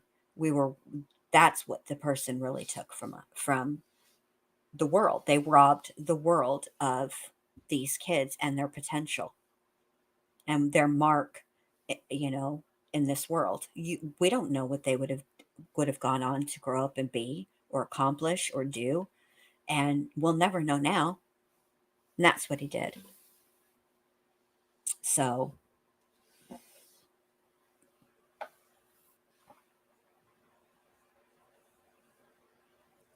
I didn't see that coming either, Molson, but it does explain why they had such a visceral reaction to the questions about the 911 call. Because I don't know if you were here when I said it, but my current theory about the 911 call is that that bit of information was relayed over that 911 call. And that's what they were trying to keep out. They didn't want to tip off the um,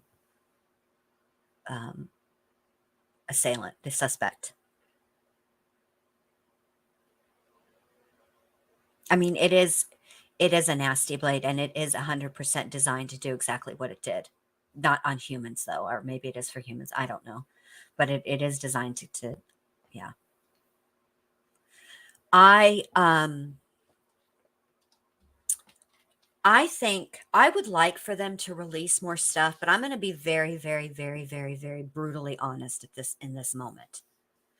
Um, I think the fact that the Moscow Police Department has had to come out on multiple fucking occasions and get a hold of social media people and reprimand them and remind them that they need to get a hold of themselves and be careful about the things that they're putting out, misinformation and blame and yada yada yada without evidence, leads me to believe that likely they're not going to put it out. And there's a gag order too. So I think that what's unfortunate is that a few bad apples have spoiled the bunch. And I'm telling you right now, we're going this case is going to set a precedent for other cases and the information that the public receives. How much, when, etc., etc. This is going to have far-reaching uh, consequences. Can you imagine, Heather, whatever, if it had been something other than an accident, where that case would be? Terrible. It's terrible. Oh, I 100% agree, Clang. It will. It's going to most definitely change the way that cases are handled in the future. The fact of the matter is, law enforcement doesn't actually have to tell us anything. We can, as citizens of the United States, we can absolutely file a FOIA request. We can. That doesn't mean we have to be, doesn't mean that it has to be honored, particularly when it's an open and ongoing investigation. They're under even less requirements to share information. All they have to do is say it's part of the investigation. It's all they have to do, and it absolves them of having to release anything. And I'm telling you that that's the way it's going to go, because some people just make it where we can't have nice things. That's the truth. Mm-hmm. They did. They weren't, and this is the thing. I would also like to see this happen. It's very, it is, let me put this, let me think about how I want to put this before I say it.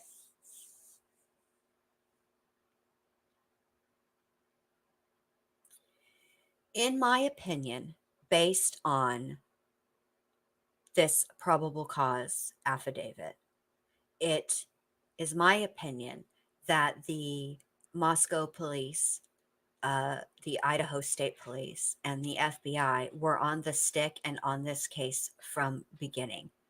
That they were not bumbling around. They didn't bungle the investigation. That they worked the case methodically, and it is evidence based. That's what led them to the suspect, is they followed the evidence to a suspect. And I think that the people that were so very, very critical of law enforcement in this case owe them an apology. And because they were public about their criticism and contempt, I think I think that the apology owed should be public. And I think that the people that um, without evidence blamed innocent people and they just knew, I think those people are owed an apology. And because it was done publicly, I believe the accusations were made publicly. And so I believe that the apology should be made publicly. And going forward, I would hope that it would be, I know better now, so I do better type of situation, and it be an isolated incident. That's what I hope. That is what I hope. That's what should be done. All right, gang. So I think what I'm going to do is I'm going to end it for tonight. I've been on for 2.5 hours, and thank you guys all for hanging in here with me because I don't know how you do it sometimes. I can hear, like, obviously I have an inner monologue. I can hear my own voice, right? And I don't know how you guys listen to me because I want to turn my own inner monologue off. Um, but you guys all hang in here with me, and I appreciate you coming and showing your support. Thank you to Fran for becoming a member. Thank you to Sam and 5, 6, 7, 8 for your super chats. I greatly appreciate it. I just really appreciate you guys being here. Um, and if you wouldn't mind and haven't done so already, would you please give your girl a thumbs up on the stream? I would appreciate it. Ah, Molson, man. Now that's too much, but I'm highlighting it. Voice of an angel. Thank you, Molson. Okay. This is what I'm going to do tomorrow night. I am way into this rabbit hole of the serial killers because I can't help but draw some parallels given the fact that um, he studied them. I mean, let's be honest. Let's say if I would never do this, but let's say I did. Let's say one day I lost my whole freaking marbles and I decided that I was going to join the ranks of the Bundys and the Kempers and all that, right? And I decided I'm going to become a serial killer. You guys don't think that you, as my friends, would be like, law enforcement, check all of her devices. She knew all kinds of random, weird ass facts about movies, song lyrics, and fucking serial killers. I'm telling you. Of course you would. Of course you would. So it's only like normal and reasonable, I suppose is the better word, that you would have to draw some parallels, especially because it's not that he studied criminology. It is the professor that he studied under. Um, she's an incredibly smart woman. And I promise you guys, I know she looks familiar to you. I know she does because if you're a true crime fan, she's been on like all kinds of stuff. She's been on the ID channel. She wrote she's just done a ton of stuff. And she's really, really incredibly smart and really, really incredibly insightful. And so, um, it is what it is. But I still maintain that I don't think that he started to study criminology to learn how to become a murderer. I do not think that. I at this point, unless some crazy or not crazy, but some big piece of evidence comes out, right? I will at this point, I think that he is a Jason Moss in reverse. That is what I think. I think he moved past wanting to get to know the mind of a serial killer, like from an outsider looking in or a killer. I think that something clicked with him. Something, somewhere just clicked. Hey, coolest reviews. You would never say that. All right. So, Sam, thank you, babe. I appreciate that. So I'm going to end it for tonight. But tomorrow night, We're going down that rabbit hole. We are. But all of my theories are going to only be based on actual evidence that's publicly available in this crime. Nothing like I just pulled, a theory from thin air, just only based on evidence. Okay?